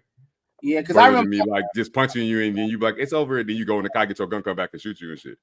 Yeah, because you're right. Because I remember talking to two youngest who's about your height, Damon, and we was in the store together. And I was like, man, it was two of them. I was like, man, I'll be both of y'all ass. Y'all do know that, right? Like I throw them hands and be both of y'all ass. And their response was shut me the fuck up. Was like, yeah, you gonna beat our ass and then we're gonna go get the gun and kill you. After that, I shut the fuck up. Was like, well, I'm not gonna beat your ass anymore. And you have this one. You have this fight. I'm not on that with you. So I'm that's me. I'm just like I'm a 90s baby, man. I'd rather fight than to shoot. But then I ain't trying to fight at all anyway. Shit, your bones hurt at 33. Shit, you wake up sore, fucked up. I just think black people be going too far with the fights, man. I be seeing that shit. I be feeling bad for the person that got beat up because they be like, damn, you really had to do him in like that. When everybody watching and they just letting them stump the motherfucker out and shit, like, bro, stop that shit. You already when you won, bro. You whooped his ass. He like you won. Don't fuck this nigga out. You can kill him. Then y'all gonna be accessory because y'all always watching stupid. That's what I'm saying. If you knock me out, don't stump me, man. Just let me go ahead and sleep there till I wake the fuck up. Like, don't stump my head. Don't give me a pumpkin. Let me wake up on my own. After a day or two, I'll be all right. And you going about your business. You won that. But some people, motherfuckers can't do some shit that deserve that shit. But see, I'm used to I don't know. That hitting your sister, a little shit like that, that'll get you stumped the fuck out. Yeah. I don't know. Today's generation is different because you when I was coming up, you could take an ass whooping. Like I done got my eye black. I remember fighting a nigga I couldn't connect with. This motherfucker, he connected with me, and I could not connect with this motherfucker. He blacked my eye.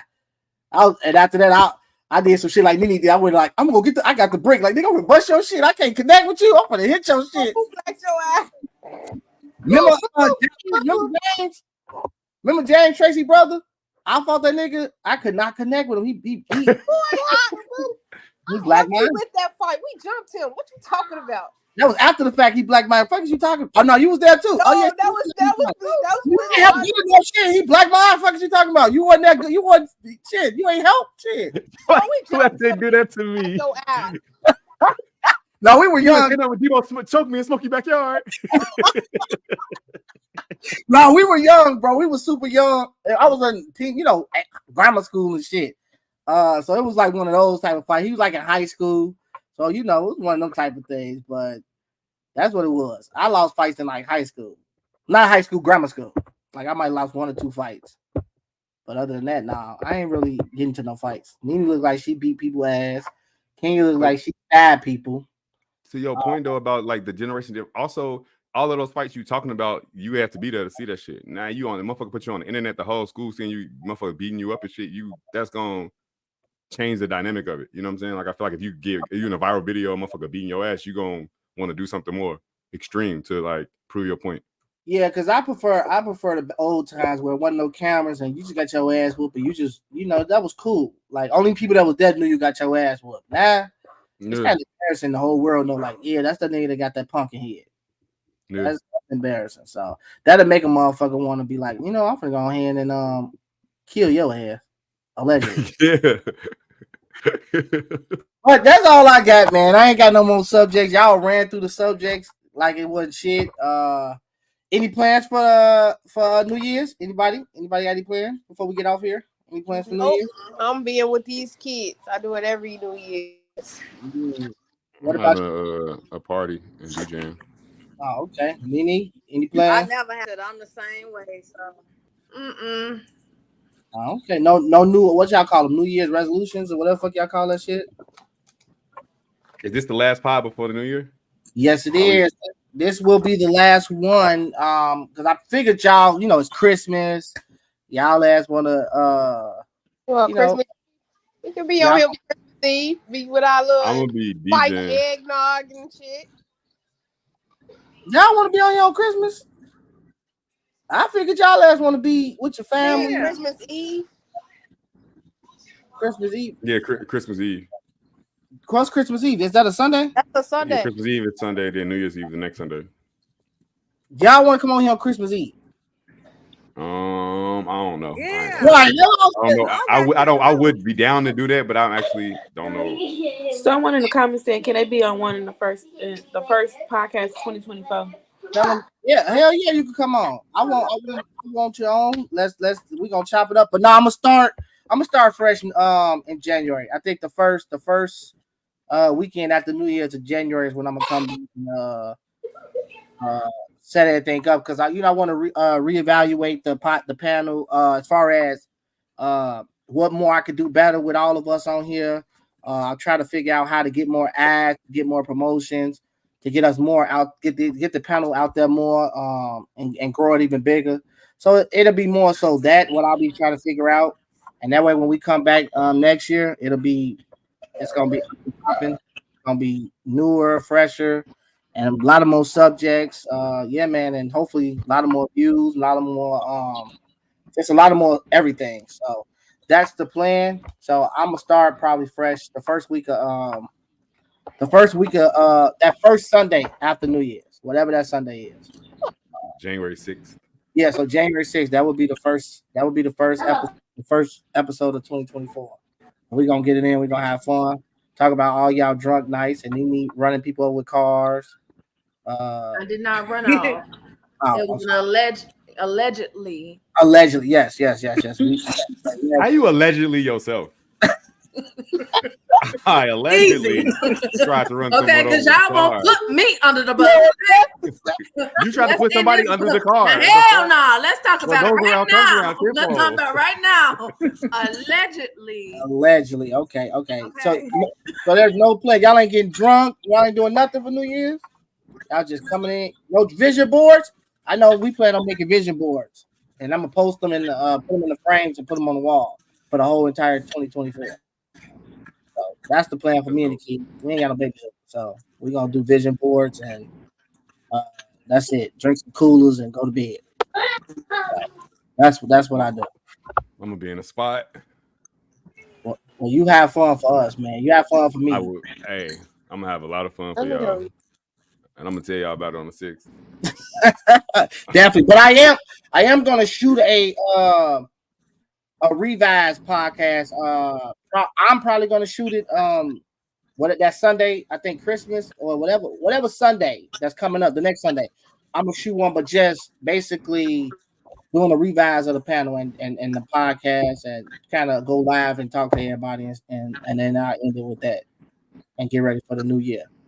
So I figure everybody, I want everybody to go enjoy their stuff and how they have fun with their family and shit. So, but that's pretty much it, man. I appreciate all of y'all who have come on and continue to stay on. I appreciate y'all, like for real. I know people say that shit, but I really, really appreciate y'all, because I couldn't have done this shit by myself. And the fact that Nene, you came on when I asked, Demond, you definitely been riding with a nigga coming on this bitch. Quita, all y'all, Tiffany, you definitely in this motherfucker. Twan, Reggie, he ain't on here, but he was one of them. Kenya, of course. I appreciate all of y'all, because I got a lot of no's. Before you came on, Nene, I had got a lot of no's. A lot of people, I got a lot of yeses, but I ain't gonna say no's. I got a lot of that Hollywood shit where people was just like, yeah, I'm gonna do your shit, and you give you that Hollywood talk, and they never showed up. So the fact that y'all came on and y'all kept y'all word, and y'all was consistent, man. I can't do nothing but be thankful. I hope and pray that this panel go as far as it goes so that I can literally spread that love in a different way. With the ads and all that, and make y'all even a part of that. And that's what I'm hoping it will grow to. And yeah, so I tell motherfuckers the game Hollywood knows, like, yeah, motherfucker, don't come on the team now. So I appreciate y'all. Devon, I hope you come on next year, like you said. I'll be looking forward to that. And yeah, man, we gonna continue to rock out with this panel. I hope y'all have a good Christmas, a good New Year. And as always, this is Talk of the Family, where we have had a good 2023 up and down, but and we learned that some families lie, some families steal, some families are fake, and some families are real. But this family's panel, we talk, and that's all we do is talk. I appreciate y'all. Y'all have a good Christmas, New Year, and until January 6th is when I'll see y'all again. Y'all have happy holidays. All right. Happy holidays and happy y'all. Happy holidays. Happy holidays, y'all. New Year. Happy holidays. New Year's. Y'all have a good one.